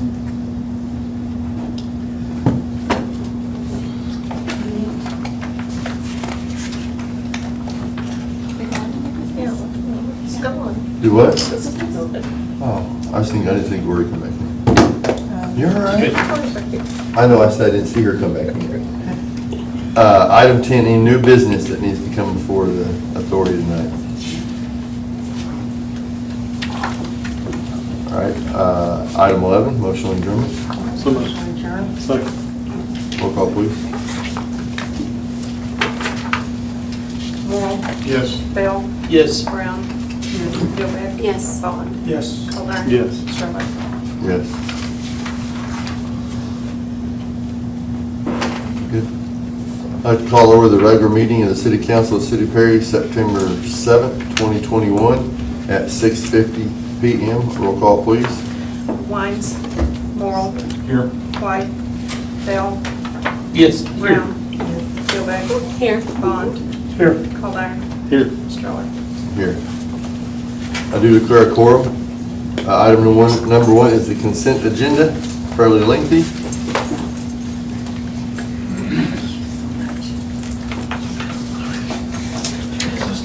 Motion to approve. Second. Roll call, please. Morrell, Yes. Bell, Yes. Brown, Gilbeck. Yes. Bond, Yes. Colburn, Yes. Sterling. Yes. Item 4, comments from those assembled pertaining to the city agenda. Look, that might be in here in a minute. We'll give you another chance. Okay. Item 5, proclamation accommodation reports by the governing body. None. Item 6, presentation regarding drainage in the Hughes Sorel addition. Keith is here this evening to make a presentation for a long-awaited drainage engineering plan, possibly. Sir? Good evening. We just got to go to the next slide. So just a quick summary of what we were looking at. So this is the area around Second, Tower, and Maple that we were primarily looking at for drainage concerns in the area. So the general summary you see up on the first page here is the drainage area that feeds this area. There's 4 points of interest we looked at. Point 1 is the main entrance to the ditch that is on Second Street in between Tower and Maple. That's the primary area that the problems have been reported that we know of. Point 2 is basically the outflow of that ditch on the east side where it re-enters Maple Street. Point 3 is where all of that water goes, including everything that's going down Maple Street and coming out of that ditch and going down Tower Street. So basically, point 1 and point 2 converge, and then point 3 takes even more drainage. And then we look all the way up at point 4, if you've ever trekked back there, is where it crosses underneath the railroad. The reason we looked at those 4 points is when you do drainage, you kind of have to work your way from bottom up. That way you know whatever you do at one point, how's it going to impact, or how far do you have to go before you're no longer causing problems for everyone downstream. Point 4 is that point for you. Once you can get it into that ditchway that follows the railroad, it's got a significant amount of capacity. It's getting there, that's the problem. So go back to the other slide again. So drainage basin, first off, like I said, this area was not, when it was laid out, designed to handle the flows that it's seeing today. It just wasn't. If you've driven out there, it's on a steep slope heading from north to south, and it sees a lot of water. And typically, all of the flow paths that are out there now, they're all undersized for the flows that it's seeing. That's important because as we go through this and we start looking at options that were even viable, we have to understand we're looking at the best possible situations with extreme limitations. There's only so much you can do when everything around you is already designed in the street elevation, and mainly all the houses are already there. I mean, I'd love to lift this entire neighborhood up about 3 feet, but I don't think anyone would like that.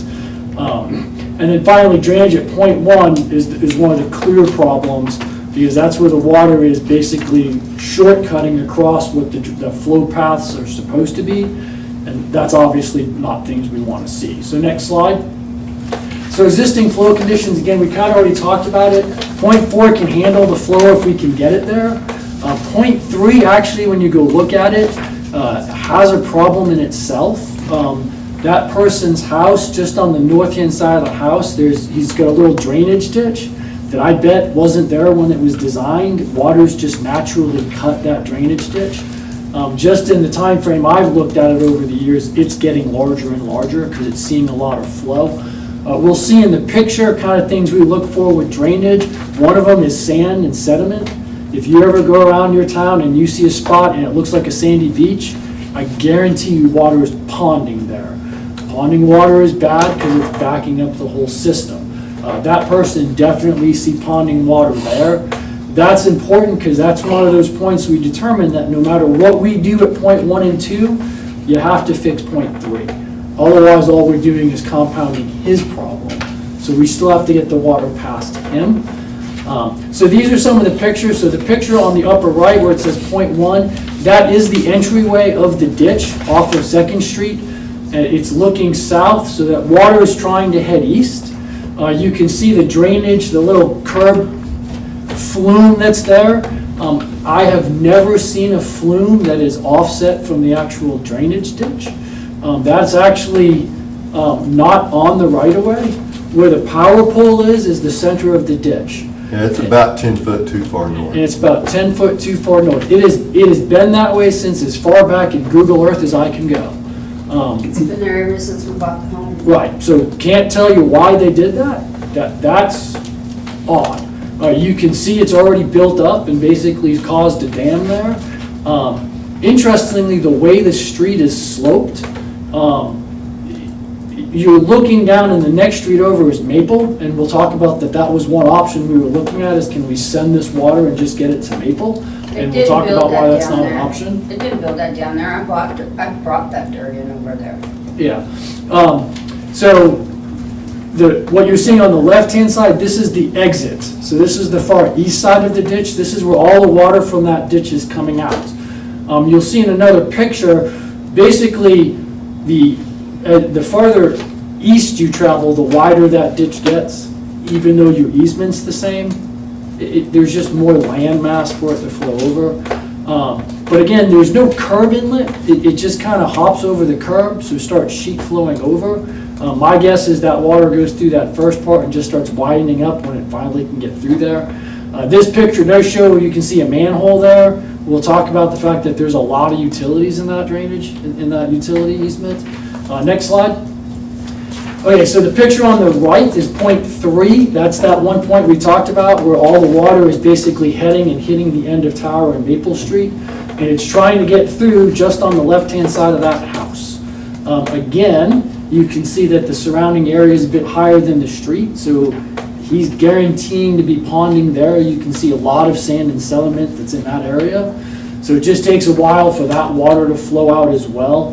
The picture on the left, that's a couple hundred feet east. Like if you get on 2nd Street and you start walking down that easement, this is maybe 3 or 4 houses down.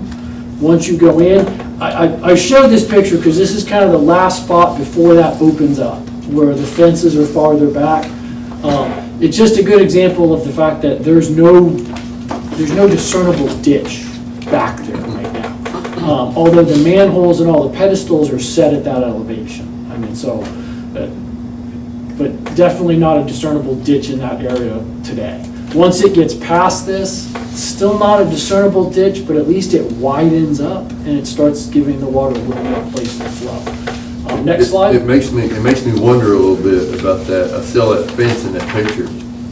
You know, there's places where we have people build their fence out over to the easement. Oh yeah, they're Because it is right easy. on the easement. If they're not over it, and we surveyed it, we basically surveyed just the first couple 100 feet to get an idea of this area. But yeah, they're right up at the 20 feet line. There's no doubt they're right on it. Give or take a foot's not an issue, but, Yeah. and then once you get south, it almost looks like the people towards the east, they've built their fences farther back, and it's just a little wider, it's just, they've kind of crested up their yard. I mean, but it's been that way for a long time. And your And they point, don't clean the that brush in there, Yeah. the trees, I bet that's in the easement probably? Oh, yes, yeah, that picture for sure, So that everything easement is, could be wider if Yeah. that was. yeah, those fences are for sure. And some of them, you can walk through and you see waters getting in people's backyards, for sure. I mean, I think, it's been a couple of years since when I first went to look at it, but the house like third way down, his yard's washed out. So the water the whole area, if you go back a couple slides, just where there's the map, right there, the whole area is kind of weird. So if you look at basically Tower Street, the whole area naturally is graded for the water to sheet flow from northwest to southeast. That's the way the water wants to go. So even once it gets into that area in that ditchway, if it floods out, the water's gonna just continue to try to flow towards Maple Street because that's the way the natural contour. And that's kind of what we said, the area way back whenever they designed it, didn't account for some of those escape routes. And we'll talk about that on the slides of how we would do it today and how that leads to some of the problems we're trying to deal with now. All right, so go this one. So really, this slide's just showing you, this is right out of the drainage report. I don't expect everyone to kind of look and understand these numbers. The real reason I put this out is point 1, 2, and 3. So point 1 is the entrance to the ditch at 2nd Street. Point 2 is the water as it comes out of the ditch. And point 3 is that point right by that guy's house.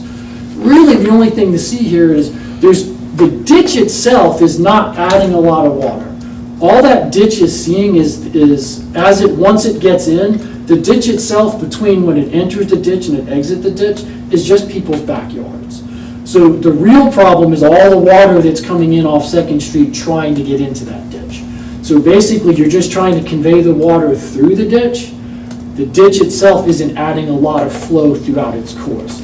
Then when you get to point 3, you can see that point 3 is handling almost double the water volume that's coming through that ditch. That's all the water coming down Tower Street and all the water coming down Maple Street. So literally in that small little area, point 3 is seeing double the volume as the ditch plus everything else. The other thing to note here is when we design things today, typically we design all street systems to handle at least a 10 to 25 year rain event. What that means is when you hear those fancy terms, a 5-year event, it just means a rain that's so heavy it typically only happens once every 5 years. So a 2-year event, yeah, you probably see that almost every year at some point in time. This system, for the most part, can't even handle a 2-year event. The drainage ditches in the streets handle 20 to 30 CFS, and that's cubic feet per second.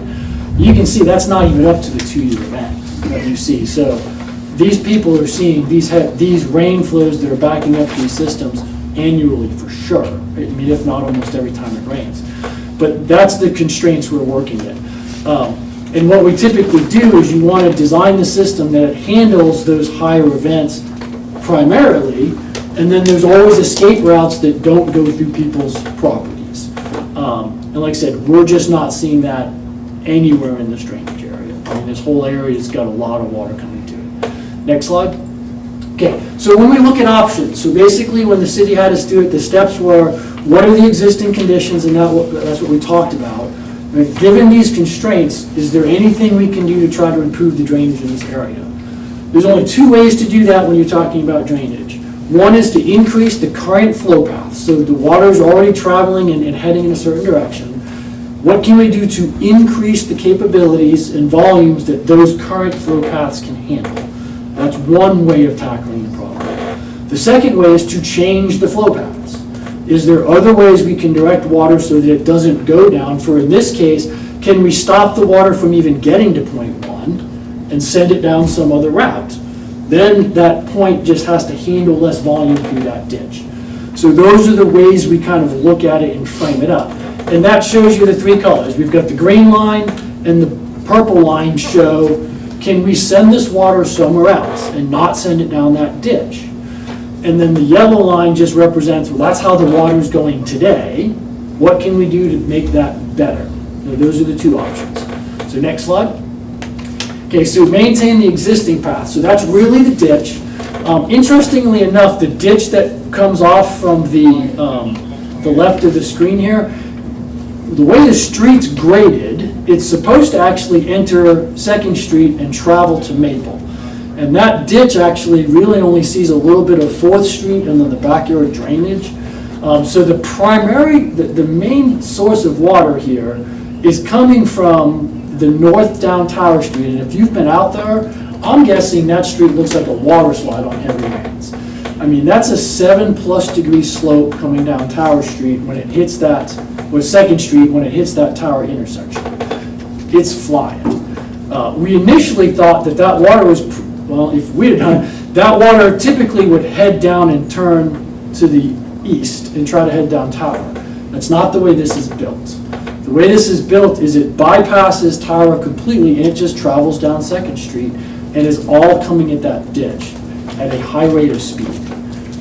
It also takes all the water coming down Tower Street, hits that intersection, it turns south onto 2nd Street, and it's all heading to point 1. And if you see in the grade pattern, basically it all wants to head southeast at that point. So challenges on this one, ditch improvements. So can we go through and improve this ditch? The answer is yes. The challenges are you only have a 20-foot drainage easement. That's not a lot, and you can't get a lot of flow even with a properly built ditch. And we kind of looked at some of the numbers there. If you go in and try to basically lower the whole ditch by about a foot or so and maximize the 20 feet, remembering you've got to keep side slopes because you can't just build a concrete ditch, you're still struggling to get more than 30 CFS down that ditch with that 20-foot easement. It's obviously not even capable of handling that today because once it gets through about where the error is, it can flow better. But it can't even right now get to that second half of that ditch. But even, like I said, even if we go in and build a perfect ditch that you can get within there, we're still limited to, like I said, around 30 CFS. That's a limiting factor. And then getting flow in and out of the ditch. That offset inlet is, if we're gonna go in and improve that, we gotta figure out a better way of getting it into the ditch. Because right now, that little 10-foot inlet, that only can handle about 15 CFS. So it's going to bypass that pretty quick as it is. And we'll see in some of the surveys. That utility pole's got to be moved because it's right dead center of that ditch. Correct. And it needs to be wider. I mean, if it's handling the amount of flows it's expected to handle, it's just too small. I mean, it just really is. All right, so next slide. So we went out and surveyed the area, and you're not going to be able to read this on the TV screen, obviously, but you should have copies of it. We went out and surveyed some of these specific areas just so that we could get a better idea of how the water is actually flowing. So when you look at this ditch, the things to note on this ditch is all of the stuff that everyone has decided to put in there. You have power, gas, electrical, underground telephone, and your sanitary sewer. All are in there, and they're not that deep, is what it looks like. That just is, as you improve that ditch, you have to take into account all of those utilities are going to be affected by anything you do in that area. The sanitary sewer might not be lowered, but the manholes will. I don't know how far the gas and telephone lines are guaranteed shallower than they're gonna tell you they are. I've never met a gas company and a telephone company, that they say 4 feet, that means 12 inches. That's pretty typical. So there's just a lot going on in that ditch. The entrance we talked about, the entrance right now is too small and higher up. The other challenge is, once you get down Second Street, and we'll talk about one of the other options, you get down that Second Street, and those houses, we only surveyed that first house on the corner, but the next couple houses, they're all actually a little bit lower than the ditch in the street. So once water tops that ditch, it's just gonna flow south, because if you look at the driveway point, so if on your drawing, you can see right where it says Second Street, and there's a number right on either side of Second Street. There's a bottom number there. That's the actual street elevation where water flows. Then you look at the driveway points, and they're actually a little bit lower than the street. That's pretty prominent throughout those houses, that those houses are they're just low. I mean, whenever they built those houses, they didn't account for the fact that the street's low. And that's, I think, we didn't survey the other ones, but the houses on Tower, you can actually see the same thing. If you drive down Tower, some of those driveways look like they slope towards the house. That's just not a good thing. In the engineering world, we call that a water flume. You don't want those aiming at your house. So the whole area is low. And then that second point is Maple, that little box just shows the outfall. There's actually 10 feet of fall in that ditch. We actually have got plenty of elevation drop to get water down there. It's really more about width of the ditch than it is the ability to flow the water. If anything, we have a problem where we have to keep the water going slow, because that's actually a pretty steep fall. Okay, next slide. Okay, so changing flow paths. So we looked at two main ones, obviously. Sending it down Tower Street is the easiest and quickest, because it just doesn't get the water. It stops it before it even gets to that area. And then the second one was, can we just send the water down Maple Street? I mean, it's heading in that direction anyway. Maple Street is lower than Tower Street. Can we do that? The answer is no, because of that reason we talked about. The houses are lower, the drives are lower. The more water that bypasses that ditch, all it's going to do is instead of going in the back of the house, it's going to go shooting down the driveway. You're going to have to rebuild the whole street, and the only way that would be feasible is we basically start closing that drive, and that's just not feasible. So we stopped looking at it. It was very obvious to us that the more water we sent south, we were just going to make the problem worse. The other issue it causes is the speed to which it now is sending that much more volume down Maple Street. There's a lot of houses on the south side of Maple Street that are now seeing 40 CFS more water going down it. That just too much potential of basically pushing the problem downstream. So we stopped looking at it. We said that one's just not a viable option. The other viable option obviously was to capture the water that hits Tower and Second Street, and can we just send that east and just bypass the ditch completely? And the answer is yes, but you have to do it with the storm system. You can't send it down the street. The street itself is only capable of handling about 20 to 25 CFS. As it's built now, and all you'd be doing is improving the street, that's not enough water to really make a difference. Because we're already talking about, we're seeing 40 is what we have to deal with. So really, what we would say is if you're going to do that route, you're really basically taking the intersection and you're putting in inlets on 2 or 3 sides of Tower and Second Street, and along the whole green line, you're building a storm system that would capture 25 to 30 CFS, which is basically your everyday flow, and then the street itself could probably handle the overflow. Well, now we're talking in the 45 to 60s of water that we could try to take down Tower Street. Obviously, a more expensive option. So that's right. We didn't look at a whole lot of costs. We were just looking really, this first one was feasible or not feasible. Because we've looked at areas like this before where the answer is you're stuck. We're not stuck here. We've got some options. And again, all these. Can I ask a question real quick? I haven't heard you talk about. What about up the hill west up Tower and Maple? So where's that water coming? Go all the way back to the first slide, please. Okay, so you've got no place to go. Because if you look, the red area is the area that we're looking at, okay? Once you get past, there's no infrastructure there. You're just kind of trying to send it, and it's actually a bit uphill. So the whole area wants to head southeast. So anything you're trying to do that's heading directly east, you're basically trying to make it flow borderline uphill.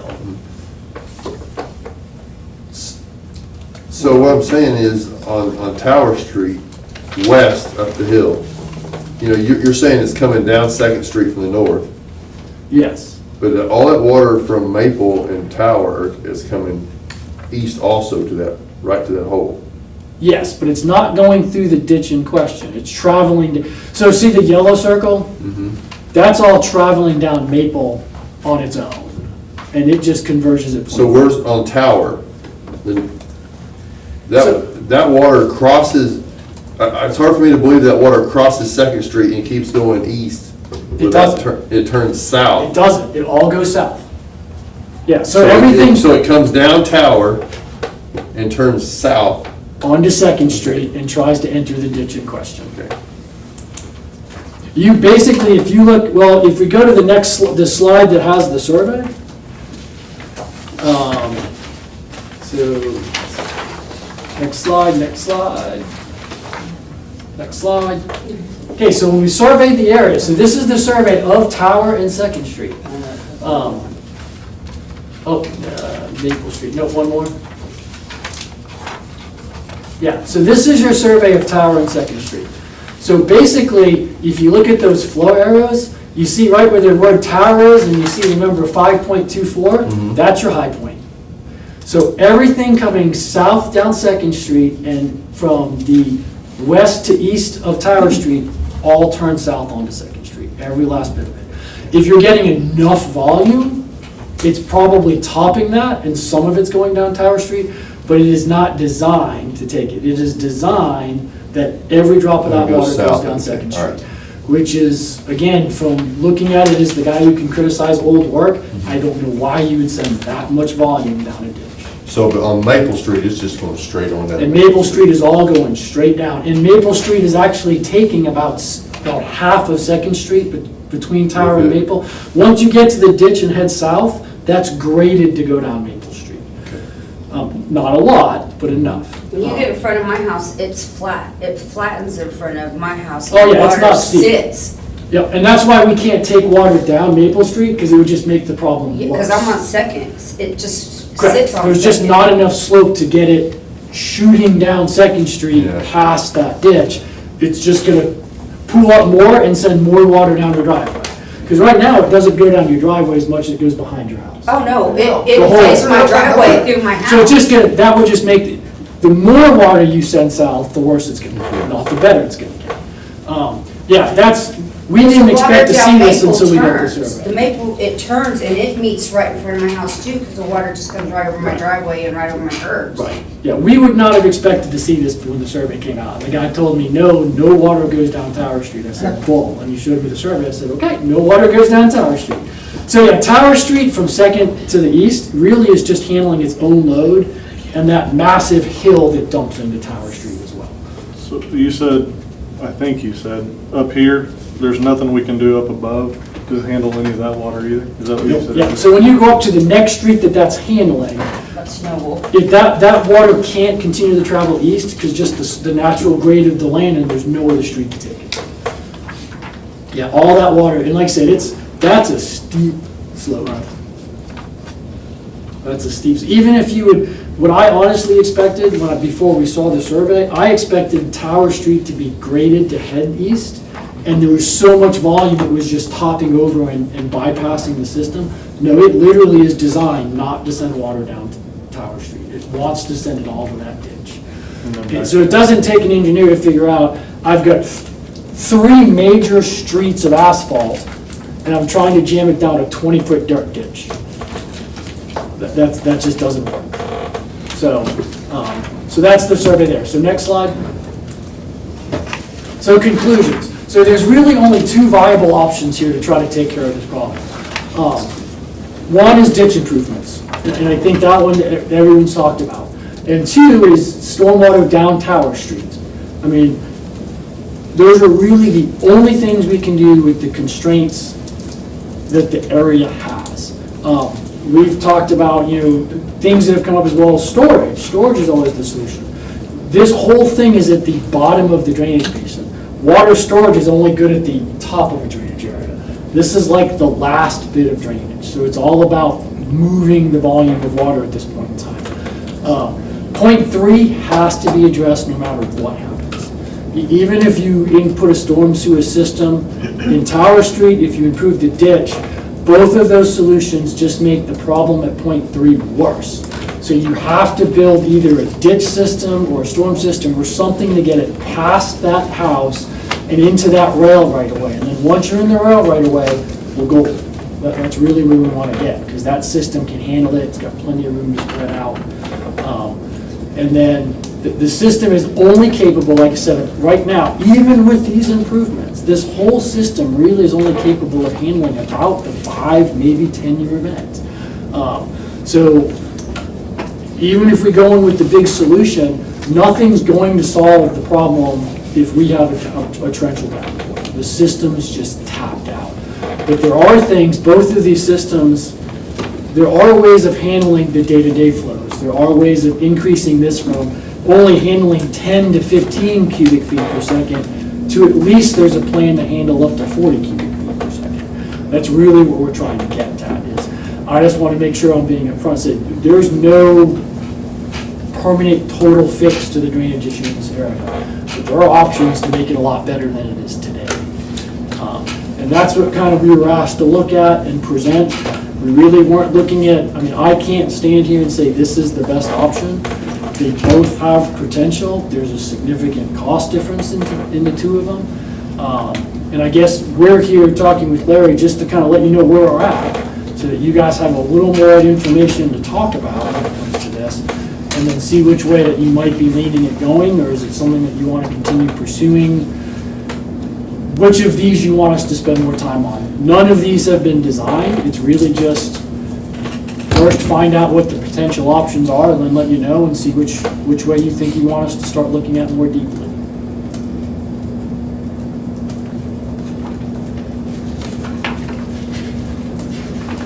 Any questions, council? I'm sure you don't have any engineer's estimates. We don't, so. Within $100,000 of it, but how? Right, so. What are we talking about? So the Maybe. pipe, to put in a stormwater system, you're talking probably about 800 feet of pipe. Right now, estimating is just about as accurate as reading a crystal ball. But, so that length of pipe, you're probably talking $150,000 to $175,000 in pipe alone. That's just the actual storm system. Then once you get into the street system, depends on how much of the street you want to do. If you do the whole street, it's probably another 150 to 200,000. So you're in the range of 250 to 450,000. Higher end would be rebuilding the street. Driving Tower Street, it's got water damage already. My guess is Tower Street is seeing a significant amount of water coming off of that hill to the north. And when you have systems like that, it saturates the road and it saturates underneath the road, and that's why Tower Street probably falls apart a lot. The storm system could help address that as well. So that's on the higher end. The ditch is a tougher game. So typically doing ditch work in a clean ditch isn't that bad. It could be $15,000. You're touching probably every utility. It depends on who pays for it.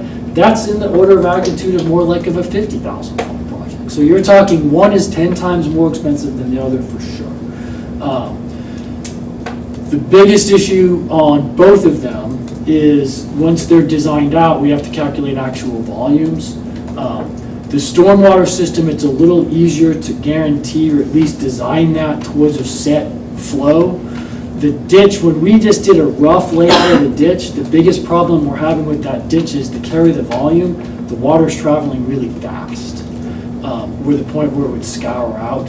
So the ditch will definitely provide a little more unique design challenges, but there's no doubt. Would you concrete a lot of that ditch? Nope, way too fast. You could, but you want everyone in that house to sign a waiver when that water, I think when we calculated it even as a grass ditch, it's traveling 3 times the recommended velocity of drainage. We're talking, even with grass, it's 8 feet per second to get the volumes that we would need. That's pretty fast. A concrete, water Way more slide. than that, yes. Yeah, concrete would be a water slide. You kind of addressed it, but was there any calculations done on cutting that 5.24 down and allowing more water to travel down tower? Yes. The issue is, tower's only capable of handling 20 as is. Okay. And my guess is when you drive down Tower, same issue as when we send it down Maple. The houses on the south side of Tower, several of them slope away from Tower Street. All I'm doing is putting the water into those people's houses. So it's hard to fix just the intersection without chasing it all the way down to make sure I'm not flooding everyone else's houses. So it was high expense, high risk, and then the cost went into, I'm already building a whole new street, I might as well just look at the storm system. Because what we always say, unofficially, as soon as you do any work out there, even if it flooded in other houses that, that they're not reporting it, or there's other areas that flood, the second they see a construction vehicle, that's when they're gonna come and say, you made it worse, or you legitimately made it worse, or if you didn't change it, well, now they know, why didn't you fix it? So we want to be real careful about any solution that causes problems for anyone else on the street. Particularly .3, it already is a pond. Oh yeah, .3's got it, It's bad down there. yeah, the street itself has failed. Fortunately, it's not a long run to get it past his house. But yeah, that has to be fixed. So from .3 to .4 is not a long run? Really, all you're doing Kinda is, you're looks not even like going it. to .4. So all you're doing is going into the ditch that's behind the house, and then once it gets into that ditch, it's enough. So you So how only many have feet to, past that is that? Because, the drainage ditch is pretty wide, and when it tops over, you've got that big field that's kind of on the north-hand side of it. The water would top up over there once you get it far enough down. So that ditch itself can handle the flow if we can get it to the ditch. And some of it you can see when it gets to that spot. The reason that rut is cut so deep in his house, that's not volume, that's velocity. Water's just traveling really fast there, and then once you get it past that, it's this nice, the trees slow it down enough. Yeah, you don't have to go all the way to .4. You just have to get back behind his house and maybe clean it up a little bit, and you're good to go. No utilities in that area to worry about? Not that came up on the survey. That open field you're talking about, when I looked at it, it looked like to me it'd be better, because we want to get it away from that house. Where that ditch is right on the north side of the house, we want to get the water away from that house. Yes, so if you, So it'd be better to cut across that open field, would it not? yes, yes. So go back to the first image. But we'd probably have to acquire that piece of property. Yeah, you've got a lot of land. Way back, we first looked at, that would be a great detention area. But yeah, so once you get into that field, there's nothing there. So once you look at .3, basically everything north of .3 is empty. Right. So you either could go parallel to his house, and I think you own all that I land. don't think so. So whatever you're in there, you could basically angle it in there. There's a lot you could do there. Yeah. That doesn't even have to be a pipe, and that would be depending on the solution. Yeah, I was thinking for .3, angle it back over where it goes underneath that railroad trestle. So yeah, I wouldn't even go that much back. You just really need to get that ditch, the ditch It that has to come follows off the the railroad house. is a nice wide ditch. It's Yeah. just getting it into that ditch. But it has to come up, we have to get it off the north side of that house. Yes. You wouldn't have to, it would be preferred.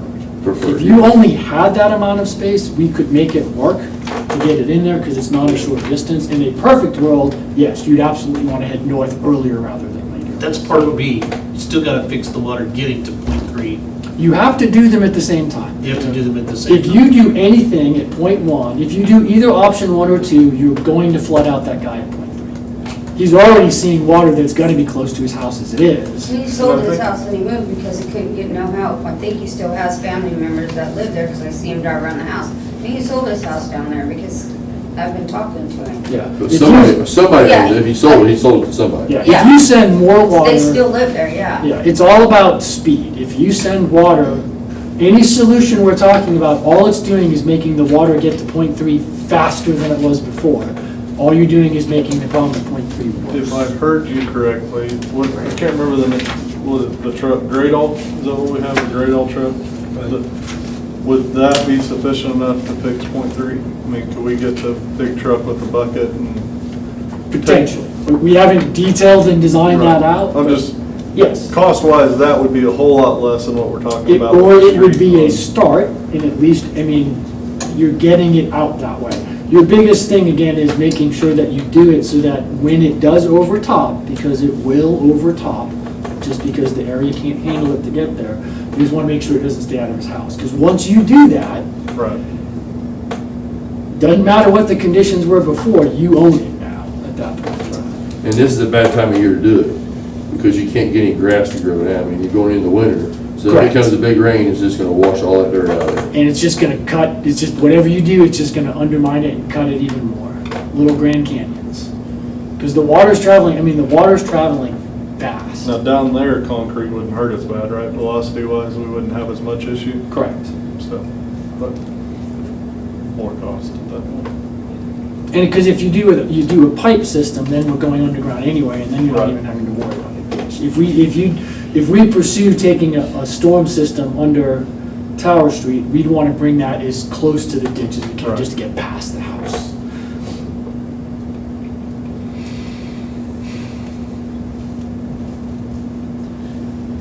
Well, we will be in, I have a lot of contact with you and try to figure out with the council what we need to do, and hopefully we can get something figured out fairly quickly. Yep. You should have the drainage report. Basically, what I spelled off to you is the last 2 pages of the summary. So if that drainage report, you can kind of skip over all the boring stuff and go to the summary. And the summary basically just outlines what I talked about today in words. As you can see from my slides, I don't like words, I like pictures. But it basically just explains the same thing.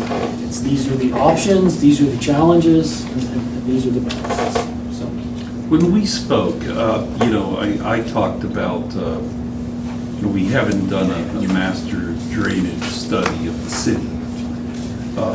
And of course, looking at where are the giant problems, and is this a giant problem where we ought to be spending money?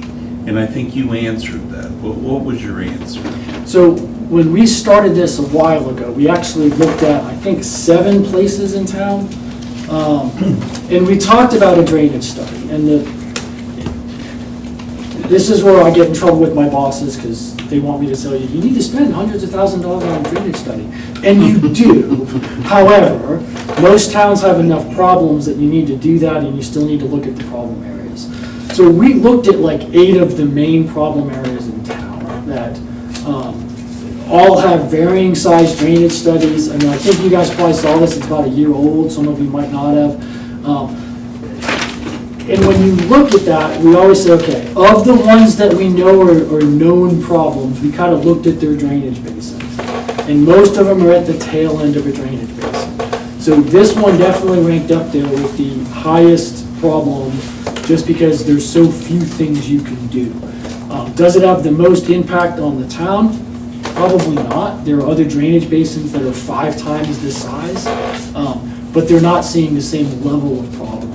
So anytime you're dealing with it, I guess I'm rambling here, but yeah, this is a significant problem just because it is at the very bottom end of a drainage basin. And a drainage study is not going to change the problems here. If I were looking at this and said, hey, if I expand this drainage study, I can prevent water from even entering this drainage basin. That's not the situation here. Nothing you do anywhere else is going to fix or make this problem better, which makes it a candidate to do without a master drainage plan. Some of the other ones for a master drainage plan start helping. That's where you start looking at detention. Hey, if I can store the water and slow it down in a pond before it even gets to that drainage basin, then I would be here saying you don't want to be doing ditch work when a pond would make a bigger difference. Nothing like that is going to fix this drainage issue. It's a very small, basically it's the developer of the land built this own independent drainage basin that doesn't affect anyone else and no one else affects it. So. Well, luckily what we have done in the recent past, Derek was probably part of it, is that when someone builds a addition and you want to be annexed into the city of Perry, you're gonna build it to our specs. Yep. And that's what they did out there. They just went and built something, and it was way before our time, Yep. and now we're suffering the consequences. Yeah, you are not in a unique situation. Every town that is even 50-plus years old, most of these developments were just built to get water off the streets, and that's it. And it's extremely difficult and unfortunately it can be costly to try to build a backbone, because you're fixing it with your new development, but all these old developments, you have no storm system backbone to dump it into. You know, in a perfect world, the solution is to do, you know, piece of both of these options. Because I'm guessing there are other people in this area that are seeing flooding problems, just the way it's drained out. I mean, I look at these numbers and say, you're not even designed in a 2-year storm. Holy smokes, I mean, there's gotta be water issues in there. But there's only so much we can do without spending, what I would say, too much money to fix the problem. You know, anytime you do something, for example, the storm system, while it sounds really expensive, in the long run, helps protect Tower Street as well. Because Tower Street is probably falling apart because it's seeing so much water. And there's just those pros and cons with some of the report talks. Any more questions? I sure appreciate you coming this No evening. problem, thank you.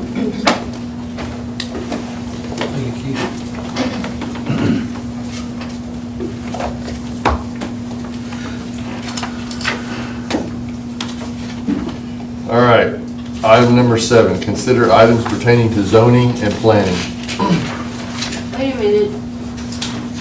Wait a minute. Okay, so nothing's getting, I'm sorry, so nothing's gonna be done, everything's gonna be talked about. So why all this is doing and why we still are having all these storms, I'm just still gonna have to fight the rain and the storms and continue what I'm doing and just have to continue to wait, because we all know, everybody in here knows that my house isn't the only house that's flooded. Everybody knows the major work that Rocky Henderson did to the house behind me before he sold it. Everybody knows that 5 houses flooded around mine. Everybody knows that that water that runs off of Noble has washed away everybody's backyard that lives on Tower Street. So yeah, tower houses, their backyards, they don't have backyards underneath their storage buildings. Terry Malgott's, hers is all washed away. So we know the water's done that. So now we know that Tower's done that. We know that Maple does that. We know all the water sits in front of my house, and we know that my house floods. So what can we do to block off the roads while it storms? Can we do any of that when we get the major storm? Because he's right, it's not every 2 years. We know it's almost every single time it rains that that water just sits in front of my house. It accumulates, it comes over. So why everybody's waiting, because I know that some people want to get it done faster than others. I just wonder what I do from there while we wait, because I know it's going to be expensive, but we have to do something on 2nd and Maple Street to save that house right there on 2nd and Maple where the water goes. Why everything waits, because as it might not be the most important place in town or the most nicest house in town, and it might not be the country club, and I might not drive a golf cart, but it's my home and it means something to me, and I need the city council now to back me on this. I don't live at the end, but I live in the beginning of the water, where the water hits first. When it goes through my house, then it goes down to the end of the house and hits his house. But it takes all my stuff with it as it goes. You guys, this is major for us. We can't move. I can't move my mom right now. Her health won't let me. She won't let me. And I'm trying. I am in the middle of putting French drains, and I'm doing it by myself with a couple of friends and her kids. So I am putting in French drains in my yard, and thank goodness that I've had a few people from the city come help me. So I'm trying everything I can do, but I just can't sit and wait. I need some help. I need the city to come and figure out what we can do to keep my property from being washed away while we figure out what the engineering's gonna do. And I really want to apologize to the city council because I'm so high-strung. But when we first moved here, the water didn't come like that. I used to sweep the water away with the broom. And then when it would come in, we would just fix it and be okay. I'd go to work, I would work harder, I'd pick up an extra shift, I'd work overtime, whatever, and I would just fix it for Mom. Well, now I'm too old, I'm disabled, I can't pick up another shift. I'm on fixed income, I cannot work. So now I can't fix the house like I used to. That's why I'm here. I'm not angry at any of you. I'm angry that I've talked to 3 mayors and nothing's been fixed, because it's been year after year. Pastor Dunn and Kathy Dunn, their house flooded way back then. They put in French drains. So this has went on for years. It's not something new that the city's just finding out about. They've known it for a long, long time that additions had problems. So it's not something new. They've known for years. It's just that I'm gotten louder and louder and louder because I don't know what else to do. I don't know where else to go. So now I'm here begging the city council members, please, I need your help. I need your support. I need your vote. I need help. Please, Mayor, I need this. My name is Kelly Jordan. I'm a friend of Debbie's. In the meantime of you guys figuring out what you're gonna do, can we get her some dirt like was promised before? Can you guys invest short-term in a lot of sandbags, not just 6? Like to run them along the easement to So that block it she's up? doing what she can do. We gotta figure out something to block the blood. There's no reason they have to drive through that big old puddle of water that sits in front when there's only Sherry Wilde's house and my house. And we both know to drive on the high side of the road, not the low road, so the water doesn't inundate over my curb because it just rushes over and then it goes right into my front yard. Let's just close that road down right there and they can go around. You can go 2 ways around. You don't even have to go up 2nd Street. You don't have to go between that stop sign and that sign when we're having storms. Just go around. It's like simple things that maybe I can get a little bit of help with during the storms to save it. I've got the towels, I'm out there with the shovel, I'm out there with the broom. I do everything myself, possibly. But I need a little bit of help from somebody. Till you guys can figure out what's gonna go on next. But just sit here, you guys sit here and say, oh, storm's coming, great, we need water. I'm over here, my blood pressure's shooting up going, oh my God, I haven't got my drains fixed, it's gonna rain and I'm gonna flood and oh my God, my mom's home by herself. That's what I do when it rains. I can't even go out of town if it's gonna storm. My mom can't get on her knees. She can't clean up water because she's bone on bone and has a fake knee on one. She can't get back up. She's got plate and screws in her back. She can't do it. It's just me. So please, I need help, you guys. You guys just sit here and look at me like I'm crazy. I'm really not crazy. I'm just tired of water being in my house. I'm lucky that I can scrub and clean and there's no mold, there's no mildew. My house don't stink. I keep it nice. Really, I live in a nice home. Drive by sometime. Stop. Come and look. You're my councilman. You back me. You've never been in my house, not one time. You've never came to see me. You never asked. You haven't. Neither has she. You guys care more about your golf carts than you do my flooding.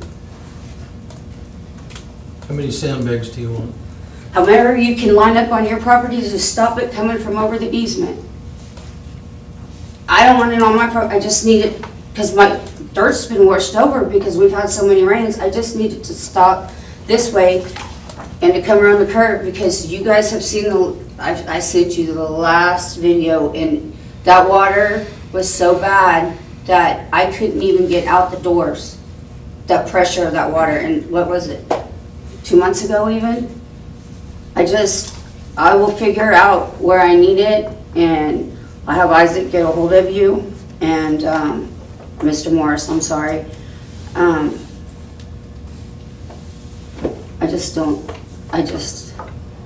Waiting, I just hear wait,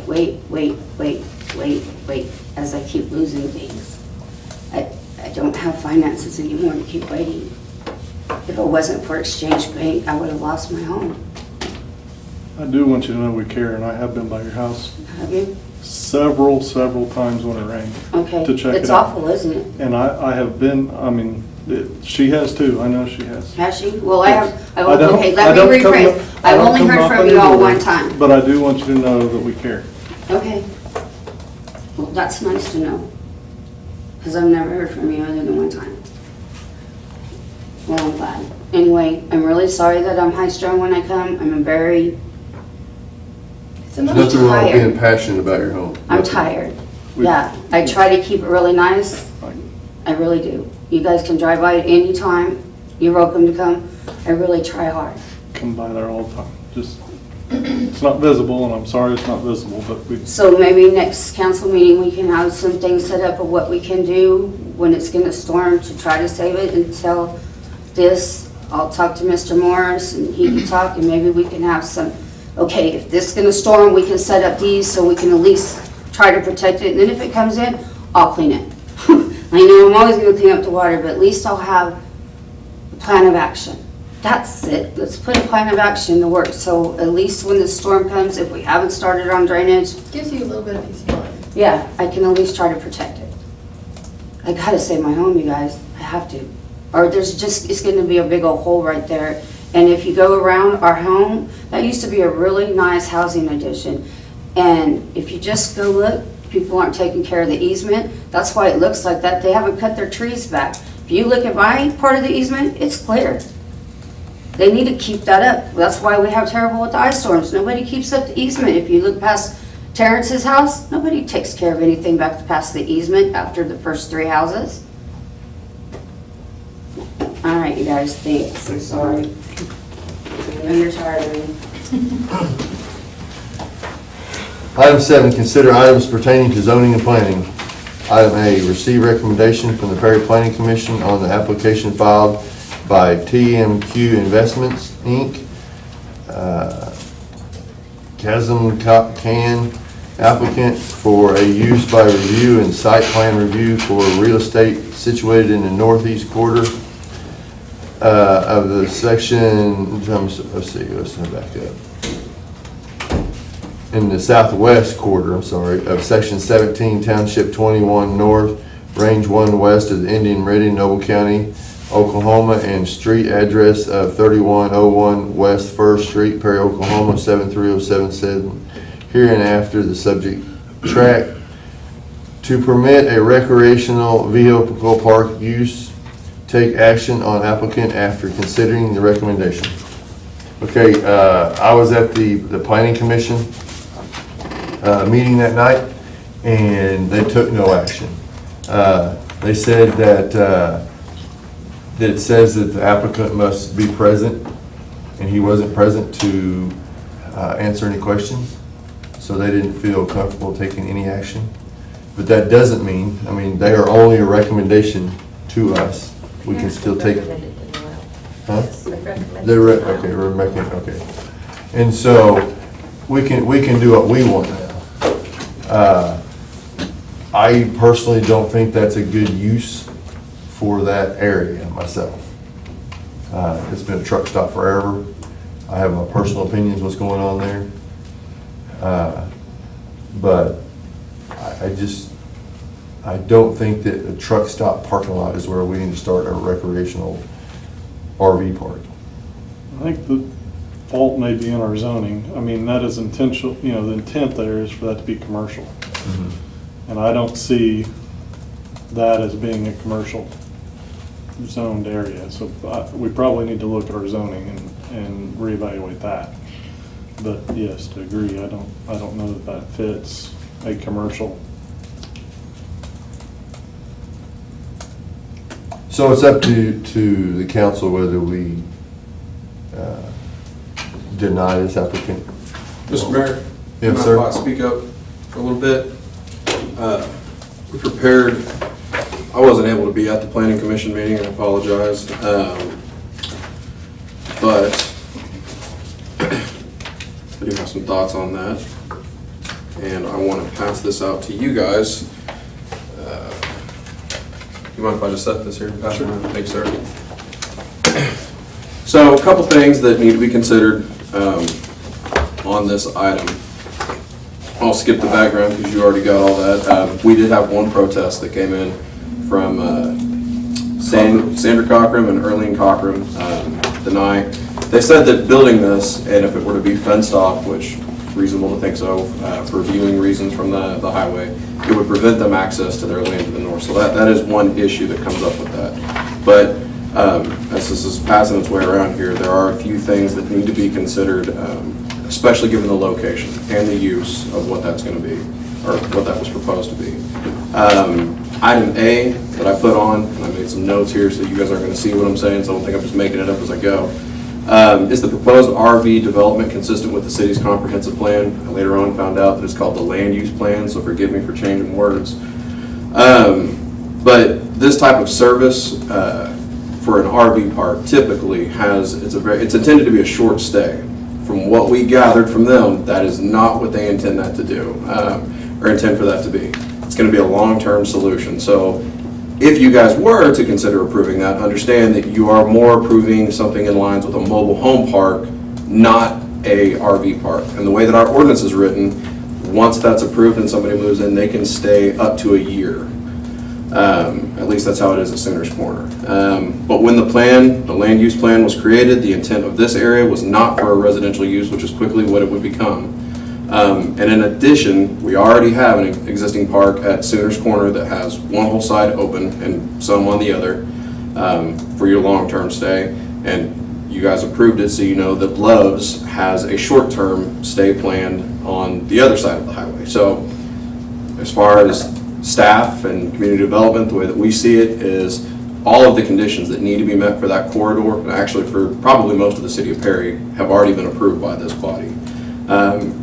But something else to consider, once you approve a residential use, especially in a split occupancy, people are going to live in that park. So that means, I mean, you've seen Sooners Corner people, they move in, they live, they get comfortable. You know, you bring your stuff, you park your cars. Sometimes that can create, you know, common code nuisances that you guys would see: trash, debris, inoperable vehicles, open storage. Do you want storage buildings, you know, being put out seen from your main highway? So again, things to consider, because introducing that, yes, would create possibly some attractive nuisances. Item C, would approving this introduce an access issue for the opposing party? We already discussed that. All that to say that on the 26th, Planning Commission made a motion to kill it, a recommendation to kill this, deny this. I'm caught up in what I'm saying. City management concurs with this decision. You know, one of the important things here is that, you know, they disapproved it on the basis that the applicant didn't come. And that's fine, because he didn't come, and the requirements are that he should come. But if you're going to deny it, you need to use not only that, but good land use reasons, okay? And I think that Brian set those out. And so if there was any motion to deny this, if that was your pleasure, it would be based on the reasons that the Planning Commission gave, plus the reasons that Brian gave, because, you know, each one of these is a potential appeal, and you want the reasons clearly set out in the record. So I think those are three things that I heard. Derek was suggesting the zoning issue. It's clearly commercial. You're not allowed to live or occupy overnight in commercial space. Then you've got what Brian has presented, and then you've got the aspect of what the Planning Commission has suggested. So I think all three of those things would cover most appeals, right? Yes, and you know, you can make the motion based on those and ask that those be, you know, written in the record. Just, you know, Just based on who made it. And that land is definitely zoned commercial. C2, yes. So it's C2 even? Yes. Yeah, now that we know that stuff now, that was fun. What would you like to do, council?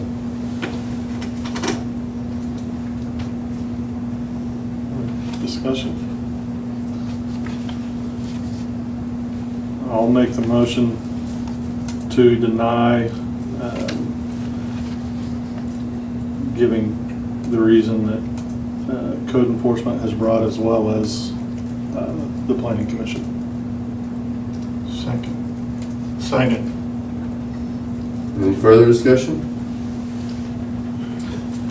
If you're for this, do you vote yes, or do you, if you're against it, do you vote no? Since he's voting to deny it, Yes would be denial. yes would be Yes. denial. Had to make sure I heard that correctly. Right. Instead of Roll saying call. here. I'm sorry. You Sorel, did? Okay. Yes. Bell, Yes. Brown, Yes. Dilbeck, Yes. Bond, Yes. Collier, Yes. Stroller. Yes. All right. Item B, receive recommendation of the planning commission and consider applicant filed by Jordan and Katie Karras for a site plan review on a tract of real estate property described in book 552, page 190, as recorded with the Noble County Clerk's Office on April 12th, 2001, a piece, parcel, and tract of land situated in the west half of the northeast quarter of section 21 North Township 21, range 1 west of the Indian Meridian, Noble County, Oklahoma, and with the street address of 1608 First Street, Perry, Oklahoma, 73077. 4, a Simple Simon's Pizza franchise located location, take action on applicant after considering the recommendation. Sir? Yes. Did you have it? Yeah, Ms. Karras emailed me shortly after we got here, and I wanted to have this in front of me. So, Planning Commission recommended that this be approved. This one was pretty open shut, very impressive. These people have been a dream to work with. But this is just carryover from the last thing that we approved because they didn't have their site plan ready. Planning Commission also, though, made a couple requests within that they would speak with Davis Sanitation and the fire marshal to check on the location of the dumpster and turning radiuses for the fire department. Davis Sanitation said, yeah, you guys are great the way you are. Fire marshal checked it out, said that they need to resubmit the plans for him to verify the turning radiuses because something about the grading slopes were too steep. Ms. Karras emailed, well, she told me the Davis thing and asked that it be considered for this body to approve their site plan without resubmittal, and they will, she promised, fix the grading issue during construction versus having to resubmit so that way that they can get the ball rolling. We do still have a whole side of this that, code and building and fire will run them through. So if you guys were to consider that, you could make that with that amendment, and we'll make sure that that's addressed as we go over their plans in the future. As long as it's conditional on those two items, you're good with it, Correct. basically. Yeah. Well, the one, they've already addressed Davis, so fire marshals. So we don't need that at all anymore? Correct. Okay. I don't think it was, David Payne brought that up, and I don't think it's all right to tell them where they have to put the dumpster anyway. So, I was kind of upset that we even asked about that. But, anyway, those people are probably short-term anyway. We've dealt with them. They are super accommodating, and I think they're going to be really professional. Yes, have been so far. Motion approve condition, with the condition of the fire marshal and code approval on the grading. Does that work? Yep. All right. Second. Any further discussion? Roll call, please. Sorel, Yes. Bell, Yes. Brown, Yes. Dilbeck, Yes. Bond, Yes. Collier, Yes. Stroller. Yes.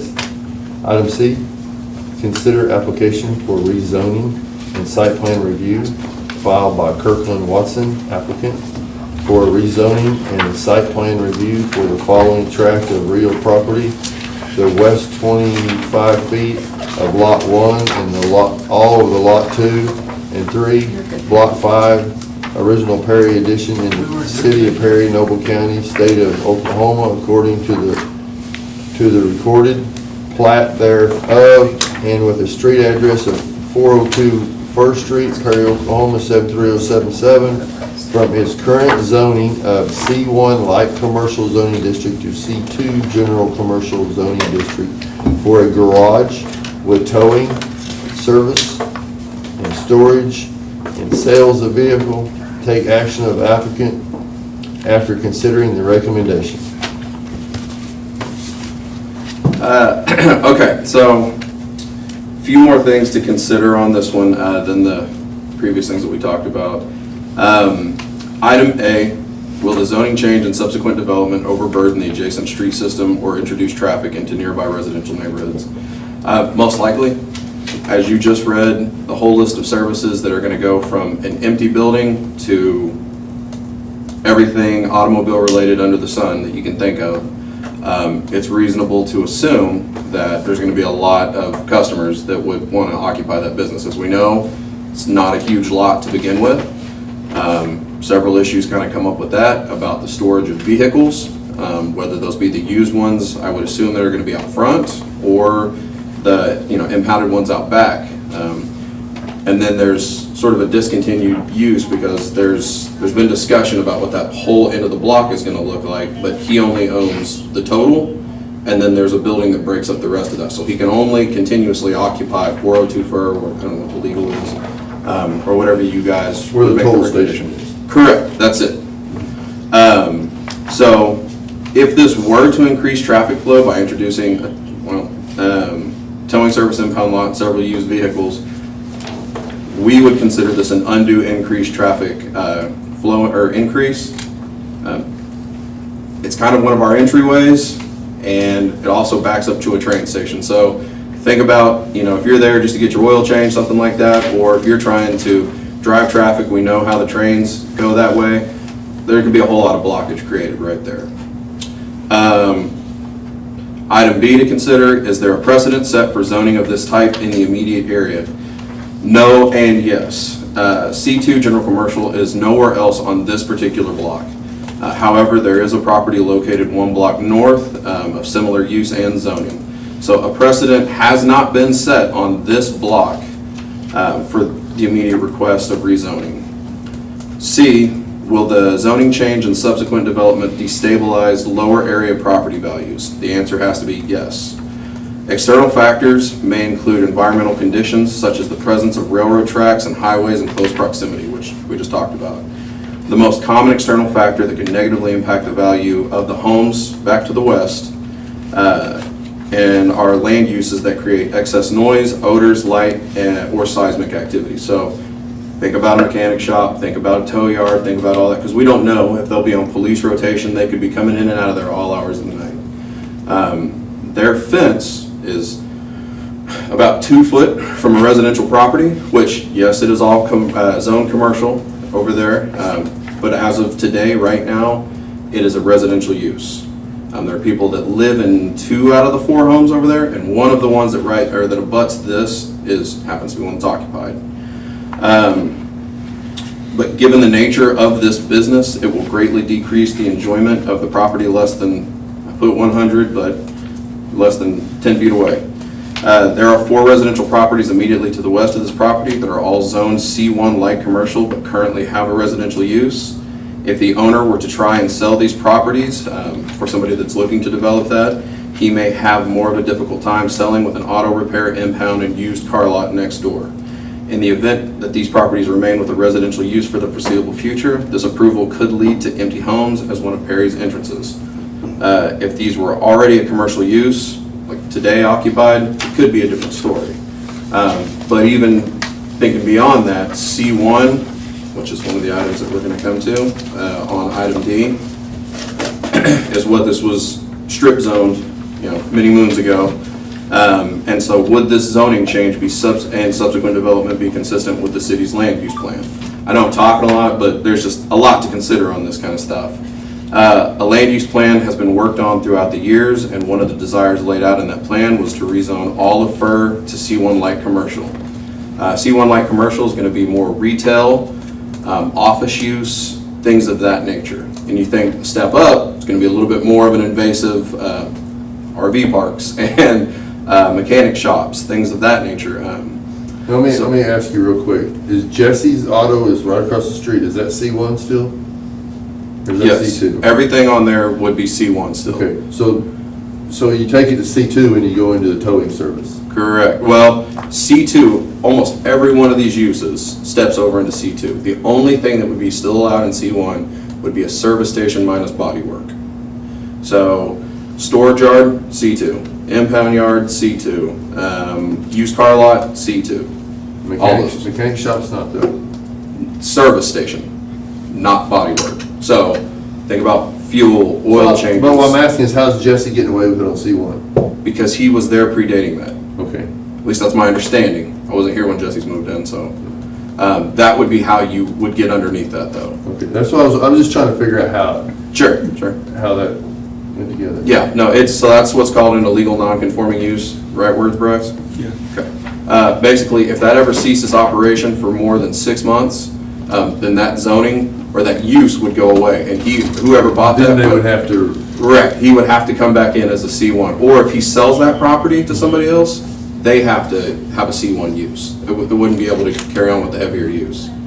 Now then, just to be fair to the council, I want you guys to know that the planning commission did not take any action for lack of information. Correct. While a comprehensive plan, land use plan is a big picture planning document that obviously does not address the specific potential use for this particular request, it does seem to have an overall plan, and that was why they strip zoned it all C1, because I think, again, this is me saying I think, which is a dangerous statement, is that entire strip was eventually intended to be retail, restaurant use, things of that nature. Whenever they came up with that plan, I don't believe that the original land use plan was to have an impound yard, a tire shop, and all of that right there on one of the main entryways to Perry. But that plan seems to be well, everything I just said right there. So, item E, which will be the last thing that I bring, is the intent for this used car lot to sell any of the wrecked and impound vehicles in the dismantled state or to fully repair. Yes, and this came about in several different ways. So there's a lot of attachments to the backside that I gave to you guys. The first one is our definition of what a junk and a salvage yard is. You can go almost all the way down to the bottom where it says that used cars in operable condition. Because that's really what we would be addressing here. There are some other matters as far as salvaged material and scrap and things like that, because if you start taking parts off of the car, then that's what the state calls scrap. But just to back that up, the next document is from the Oklahoma State Statute, Title 47, that number one defines what a salvage vehicle is, and just to summarize, it gives a lot of the math on how they get to that. But where they go to it is if it has had damage to the suspension, motor, transmission frame, or unibody and designated structural components. Skips over to number two, means rebuilt vehicle. Means any salvage vehicle which has been rebuilt and inspected for the purpose of registration and title. So some of the vehicles that are coming in there, if you drive by and look, they're obviously wrecked. They've been damaged in some way, shape, or form.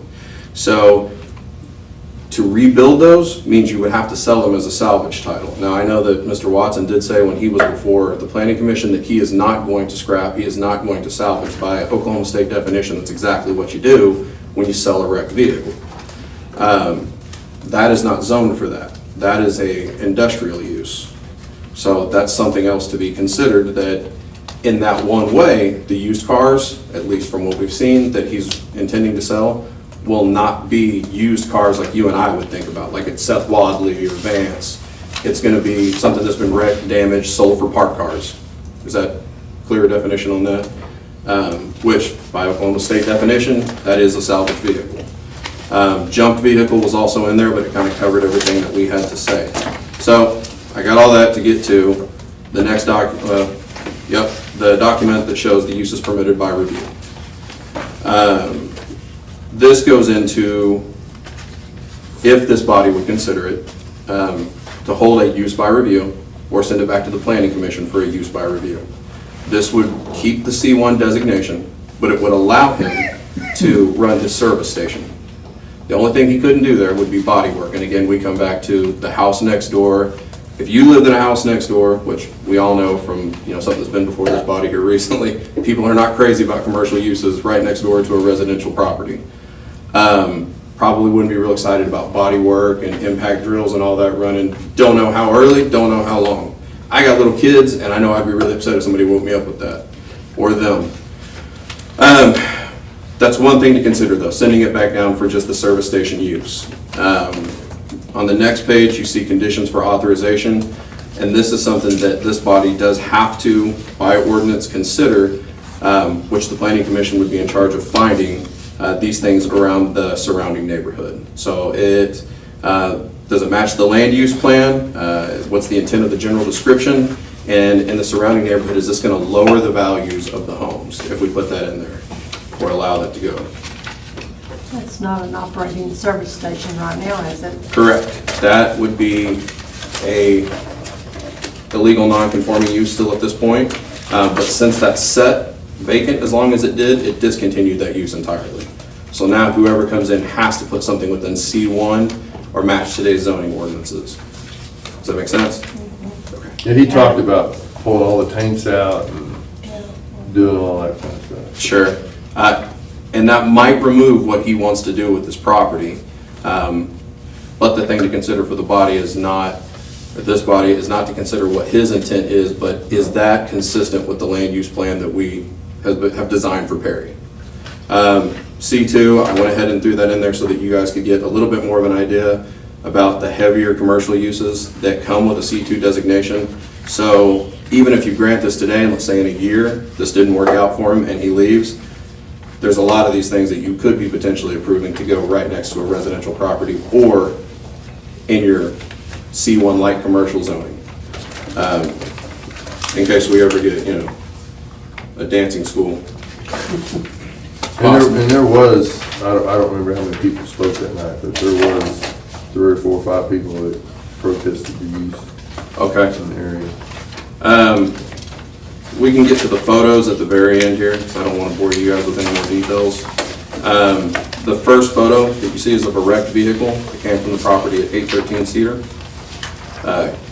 Residence owned by Mr. Watson.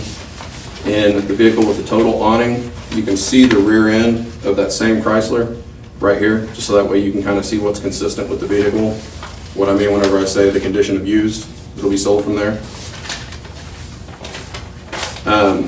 This, prior to the screening going up, was what's in the back of this shop. And the second photo is the exact same. There's going to be, a lot of cleanup that's expected from that. However, if you'll notice here, lots of natural vegetation.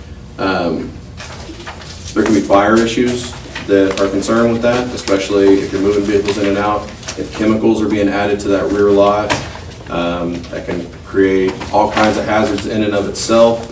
The fence that we have seen, I didn't get any updated ones of that, was sheet metal held up by 2x4s. We know Oklahoma winds, that is not going to sustain. And again, once we approve it, it's too late to do a whole lot about it. So with all those things put before this body, city management's recommendation was to deny, or at least to consider table for the Planning Commission to ask for more detailed plans. Thank you. Thank you, Brian. I appreciate your work. You want to talk about my severance pay? No. That wasn't that level? Sit down and be quiet now. Fixing doctor pay. All right, council. Discussion? Do we want to take action? Do we want to approve, deny, send back to the Planning Commission?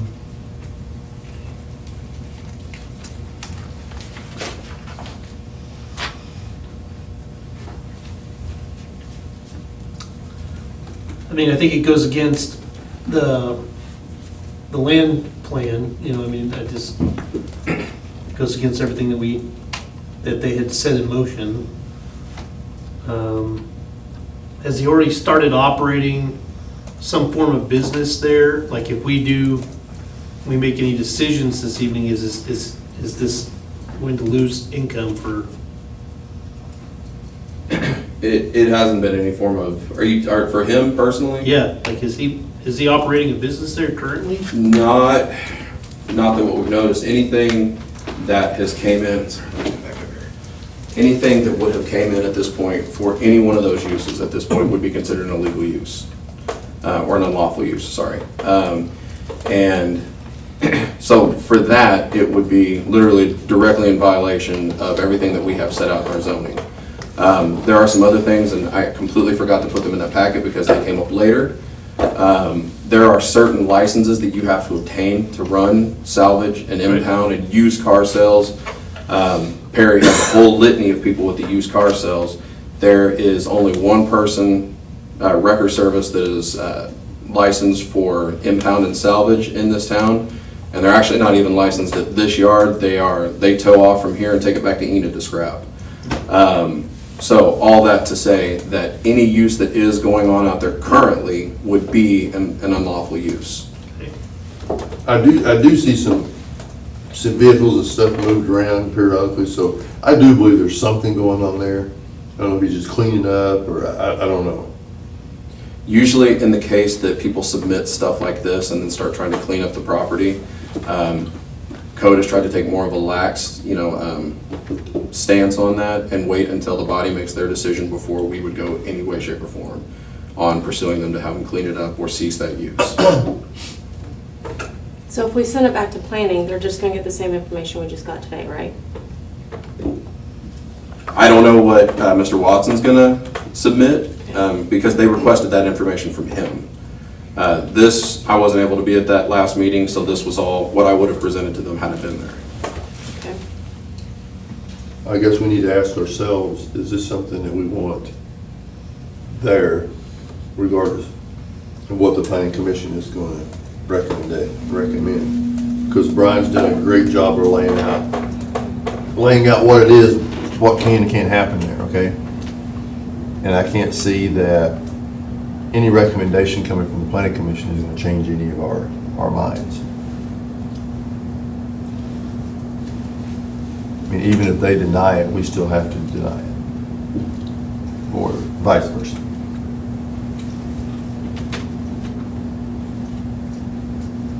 Well, and even the one property to the north that he mentioned, it's got a big fence, it's got, it's much more.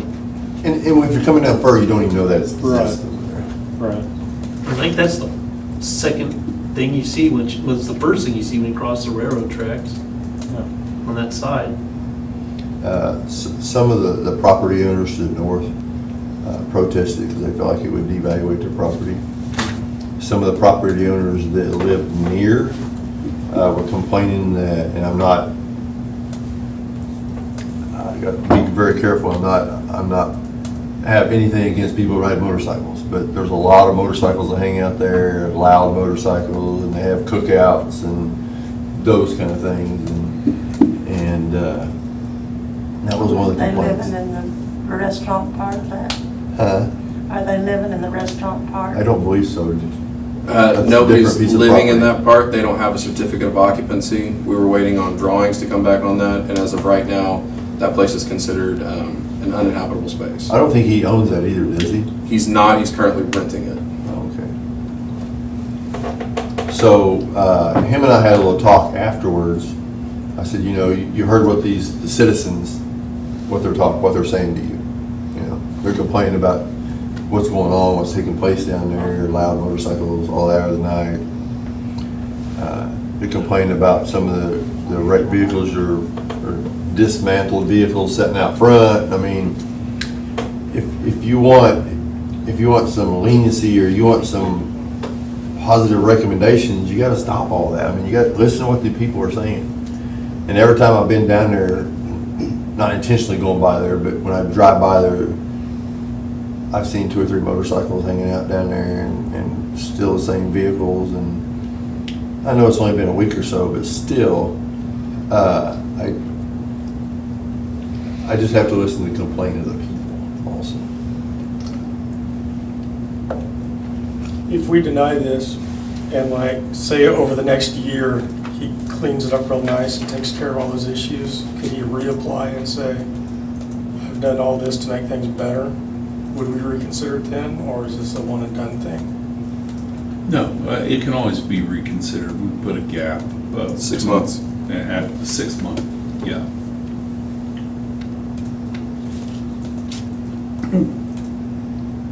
But it could still open a service station, Yes, no matter what happens today. correct. He would have to go use by review for the planning commission, but yes, he could do that. But that being said, everything he said at the planning commission the other night had nothing to do with that. Correct.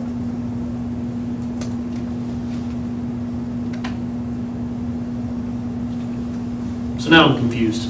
I thought I had it and I got lost. Okay, so if we send it back to the planning commission by use, by review, Mhm. it could operate as a service station. Correct. Or we could deny it,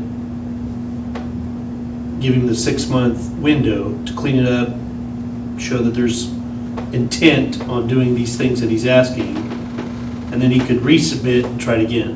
Correct. But couldn't operate a service station unless we did the use by review from the planning commission. Correct. So it's But either or, it's not both ends. to piggyback off what the mayor said, nothing in his plans thus far have indicated a service station. Even a tire shop is in that C2 tier. Right? So, And it was like, possibly I would, is what he was Right. saying, or what he did say. right. His intent is to have a wrecker service and a used car lot. Well, those are Z2s. I mean, he made that pretty explanatory. Technically, the used car, by definition, is actually more of an industrial use. Right. So I don't know that that could ever exist at that location. Right, we'd have to completely redo all that. Correct. Well, there's, in the traditional format of a used car, there's no room for that. Correct. Correct. And that is something, one of the words in our ordinance, we could probably use a little updating on that. So a used car lot has got to be industrial? Used as he has defined it, because there's no wiggle room at what the state says, but because just the way that ours is written, that's what is kind of being tried to interpret a little bit different there. Used cars, you and I think it, like we said, Lisa, sorry, me and Jesse. It's all right, I'm really hungry. Keep going. That's what Jesse calls it, Swadley, so it just was in my head. Seth Wadley's, or Vance, but the way that the state defines it is that, you know, any vehicle that you drive off of a car lot is a used car. Right. But now if you go out and you wreck it, it's still a used car. And that's what they've defined it as, 10 years older or 60% of the damage, or it meets one of those major things to total it out, then that's what they've then moved over into salvage. I think by looking at the picture of that Chrysler, we could pretty well say that that took some of the body damage that they were talking about, which would move it into salvage. Salvage is an industrial use.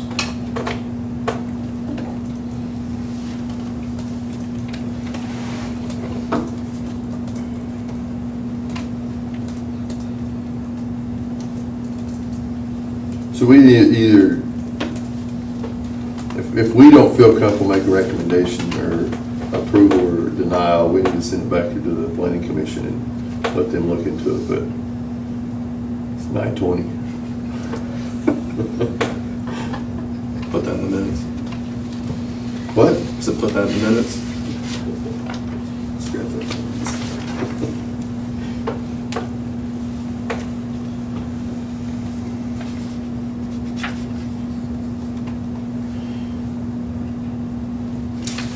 Yeah, I'm gonna make the motion to deny the request. And is that based on the, Yeah, that's what I was doing. Would you mind making it based on his I'm making the motion based on the current information presented to us by our code enforcement.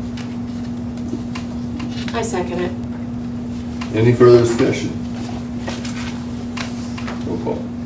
Moore, Yes. Bell, Yes. Brown, Yes. Dilbeck, Yes. Bond, Yes. Yes. Strong. Thank you, Brian.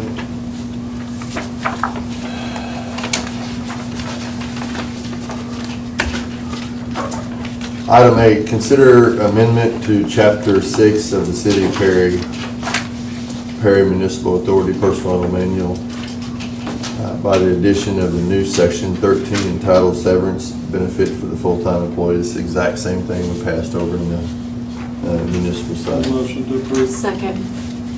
Roll call, please. Morrow, Yes. Bell, Yes. Brown. Yes. Dillbeck. Yes. Bond. Yes. Collier. Yes. Strawn. Yes, thank you. Item 9, consider approval of a second amendment to the Memorandum of Understanding substituting CHC Management LLC to KMR Development LLC as the contracting party. Same thing we passed over in the Motion to approve. other Second. side. Roll call. Morrow, Yes. Bell, Yes. Brown. Yes. Dillbeck. Yes. Bond. Yes. Collier. Yes. Strawn. Yes, thank you. Item 10, consider approval of renewing the school resource officer agreement with Independent School District Number 1, Perry, Noble County, Oklahoma, to provide a resource officer. This is the same agreement they had last year. They paid $27,000 of the resource officer's salary, and we pick up the rest. Motion to approve.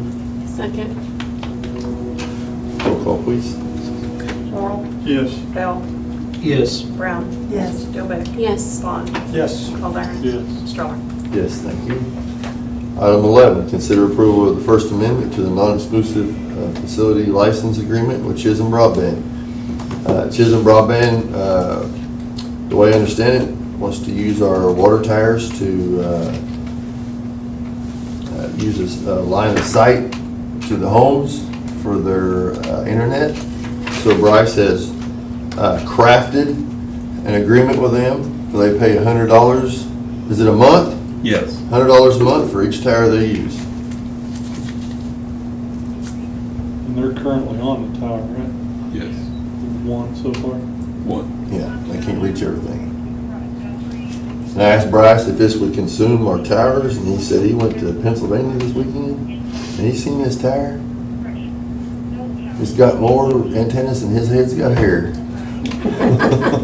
It was crazy though.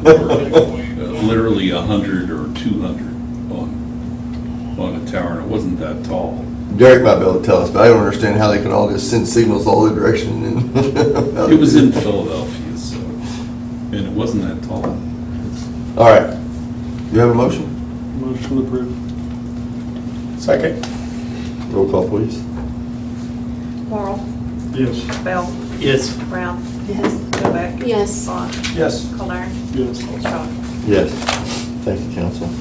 Item 12, consider approval of ordinance number 2021-16 of the City Council of the City of Perry, Oklahoma, amending Chapter 10 of the Perry Municipal Code 2020, Section 10-703, entitled Discharging Firearms Exceptions, by the addition of a new subsection C, providing that the Oklahoma State Game Warden of Noble County may discharge shotgun within the city limits under certain circumstances, and providing for a police officer exemption, providing for repeal or savings codification, severability, and declaring emergency. So, what this is we have this farmer that has a wheat field in the city of Perry limits. And he has been talking to me for probably 2 years about wanting geese chased off his wheat field. And we somewhat agreed to let him shoot off propane cannons because they don't shoot a projectile. Well, that hasn't, I don't know that it's been done. But now the game ranger has come and said, under my supervision, we'd like to go shoot shotguns out there in a wheat field. And under my supervision kind of bothers me. I would rather say either we deny it or we say the game ranger shoots a shotgun. I don't like under my supervision. Because I know this gentleman and he's argued till the cows come home about this. And being a farmer myself, every wheat field in Noble County has geese on it. Guys are pursuing. Every wheat field in Noble County has geese on it. So this gentleman's not any different than my wheat fields or anyone else has wheat fields. he's bound and determined he wants these geese chased off. And they do damage to the wheat, and he uses it for wheat pasture, and so do I. It's just part of the nature. So what, back under item 12, it does say under his supervision. And now it's just of my opinion that if we were to okay this, I do not like it to say under his supervision. To read like that, you would go to the ordinance, and I think you would say, the discharging of a shotgun by the Oklahoma State Game Warden for Noble County, if done from a point of at least 600 feet, and then continue. So it's really... It's under item 2, under C. Yeah, C2. So is he willing to go shoot a shotgun off to scare them off? Who? The game warden? Yes, because he's asked me personally if we could do that, and I said no. Not the way the ordinance says now. Right. But I just don't think we need to start that in the city of Perry.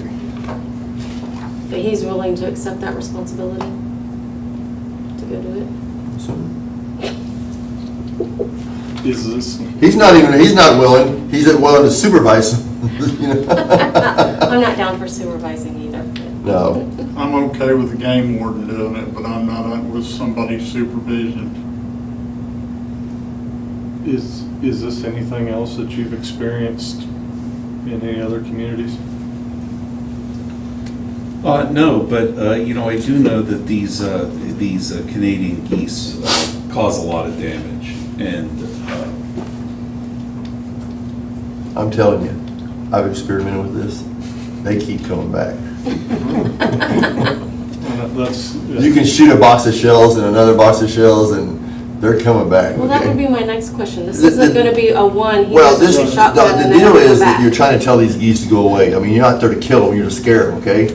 Well, they fly over here and the other group go, hey, here's a wheat field. They land there, and the other one comes. Along the lines of her with what you're saying, how often is a game warden be called there to fire a Like, is shotgun? this going to be like an everyday he's going to chase geese off? I- I mean, he's not going to be in for that. And see, and that's the reason I want, and not to say under my supervision, he would say, okay, Mr. So-and-so, which his name's in here, Mr. So-and-so, it's all right, you go on, go over and shoot your gun today, you know?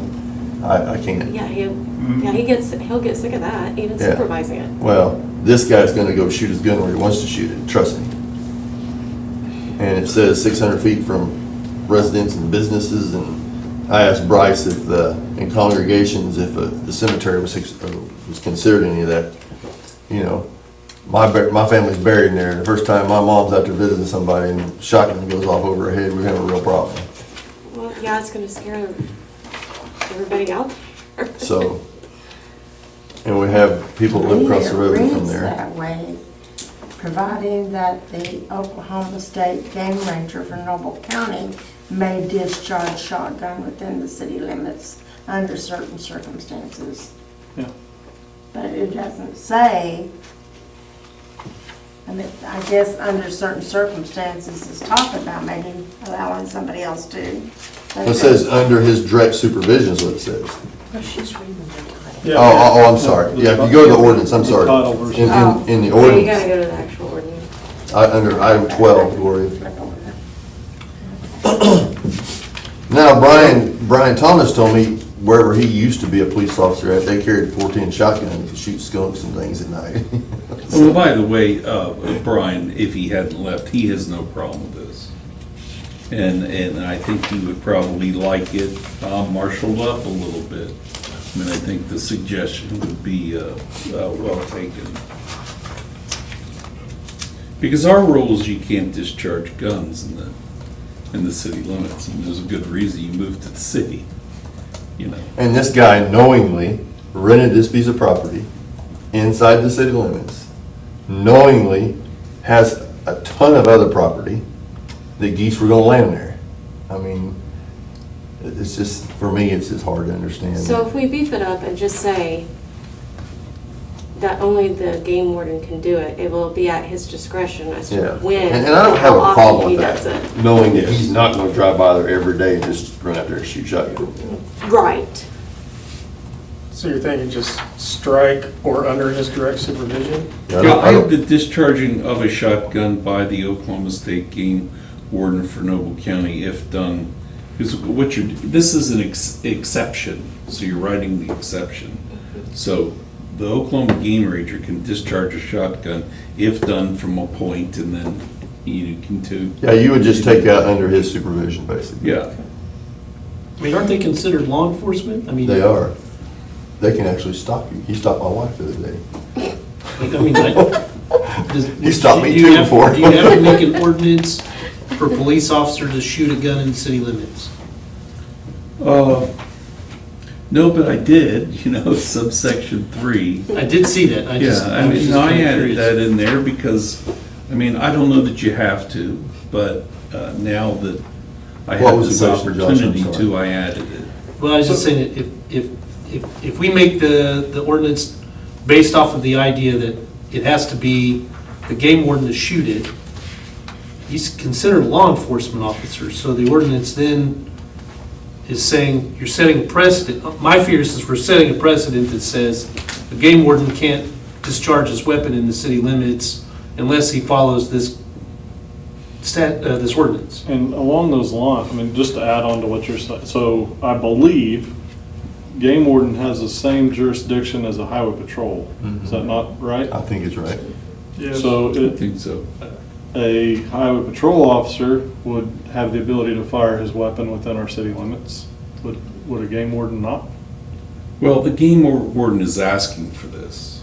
Okay, you know, that's right. And so, I would assume that he has checked with his superiors Yeah. and has said, we want consent given by the There's city in order to do I it." believe there's a difference in discharging your firearm under duress and chasing geese. Which is geese. You know?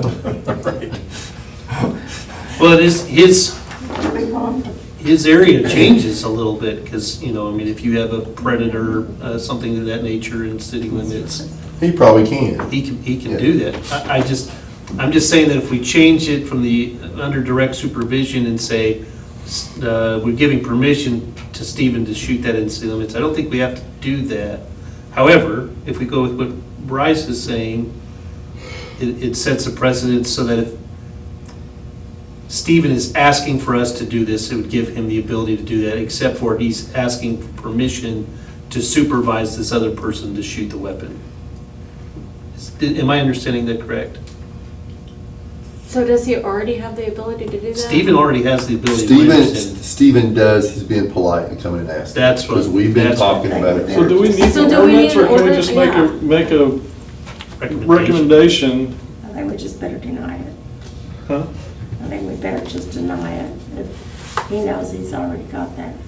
I don't think he has permission to go out and shoot a gun to scare geese. Well, we could certainly, That's- since he's asking for it. I think We so. could Do continue. you understand what I'm saying? Just to the If next he's out meeting there and ask him and to he's come in a speak. gunfight, that's one thing. But just come along and trying to scare some geese off, I mean, it's, Well, I think, it's Because a I haven't protective. spoken to him directly. I like that. Could we ask, or can we make a motion to table this and let him come speak with us, the Yeah. game warden? So that, I second it. I mean, if it's just our blessing, a recommendation, Yeah. because he probably has the ability, but what do we actually need? I don't think he, I disagree with he has the ability to just come and scare geese off of wheat field with a shotgun. But I like the idea of him coming and talking to us. but- Yeah. I'll make that motion. I seconded. Roll call? Long, Yes. Bell, yes. Brown, Yes. Dilbeck. Yes. Vaughn. Yes. Calderon. Yes. Stoll. Yes. Point of order, before we go to 13, could we do new business? Go to new business. Item number 16, new business need to come before the council this evening. Yeah, there was one executive session. Sure, There was one executive session that I spoke to the developer and said, we keep putting this back on the agenda and we don't have it done. Could you tell me when it's done and we'll put it back on the agenda then? And he said, fine, take it off. It won't be done by Tuesday. Okay, and he was wrong. It's done. It's ready to go, but it's not here. So, and he would like to move on it as quickly as possible. It's the one at the commercial park that we've been waiting for, that's been on the agenda. So I talked to him today, if there was some opportunity this week to have another meeting. It requires 48 hours notice, so it'd have to be on Friday. If we wanted to do it this week, he wants to get after it. If we did it this week, and we could do it anytime on Friday, if we did it this week, we could put these other items on there, which are going to be very brief discussions, and maybe even additional information. I mean, I don't know that it's necessary tonight to convene on 13 if you're going to meet in an executive session this week on Friday and get one of these going, which is, of course, that was his request, and I said I would come under new business. Didn't know about this today, so it's proper. So new business would really be consider sometime to set a special meeting if you want to do it on Friday. That's the time I have available. I don't have Monday night, Tuesday night. I think I have Wednesday if you wanted to do it on Wednesday. And I should probably be here for it, so. Yeah, I can't be here Wednesday. Friday would have to be 5 or 5:30.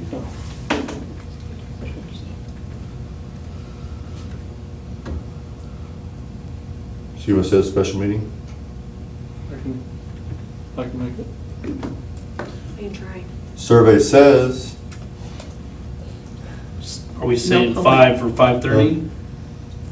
well, Can't go that We're way, they got a executive football session. game.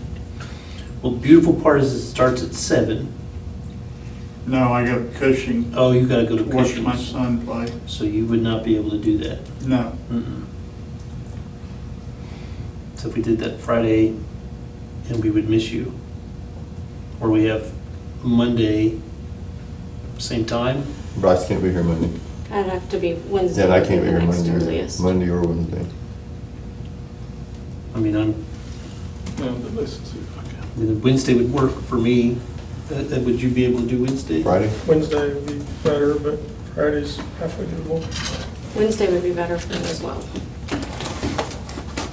I could do Wednesday at 5 probably, but that Well, it'd have to be after 3:30 for school anyway, so. So, Talking about tomorrow night, or that week. No, next No, Wednesday. But he's sure wanting to get this thing done quickly, I understand that. and we've been wanting this done quickly. So my point being, if we wait a week, it could be a whole nother ballgame. can we, I know Like you what said kind not, of- well, you were fine Friday. Yeah, Yeah, I've got a planning commission meeting on Wednesday. I didn't look. yeah. Well, I think we just need to try to shoot for Friday. I mean, who can be here, and who can't. I mean, we just need a quorum, right? Yeah, that's what you need. Okay. you said yes or no? I'm gonna try. It's gonna be iffy on Friday, but I will do my best. Gloria? I get off work at 5, so I have to be here shortly. Okay, good. Josh? 2, 3, 4, there's at least 5. Jamie, Curtis, maybe Amber. We could always post one Friday and Saturday. City clerk kind of frown on that. Most of the people around here. We could have breakfast, like Saturday morning breakfast. We're gonna need code enforcement to bring that for us. So can we make a motion for a Contact me during Yeah, I think that's executive good. session. Yes. for Friday, and then everything on 13 will be picked up on that Friday? Yes, I executive session, think, and yeah, I then- think that'd okay. be the best way. So motion to. Let's do 5:30 because Gloria said she gets off at Well, 5. I can come straight here at 5. Okay. All right, okay then. So- Okay, motion to set an executive session meeting on Friday, what is that? 10th at 5:30? Or 5:30.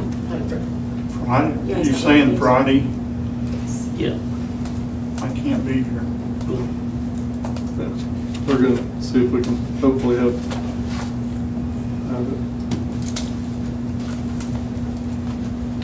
Did you get it? I think I got it all. Well, I added and put all executive items from tonight on. Oh, I'm sorry. And put- I just added that for you. Okay, thanks. Second. Roll call, please. Morrell, Yes. Bell, Yes. Brown, Yes. Dilbeck, Yes. Bond, Yes. Kildare. Yeah. Yes. Okay, item 17. That's where we're headed, Bryce? Yes. Any adjourn? So moved. Second. Roll call, please. Morrell, Yes. Bell, Yes. Brown. Yes. Dilbeck. Yes. Bond. Yes. Kildare. Yes. Strong. Yes.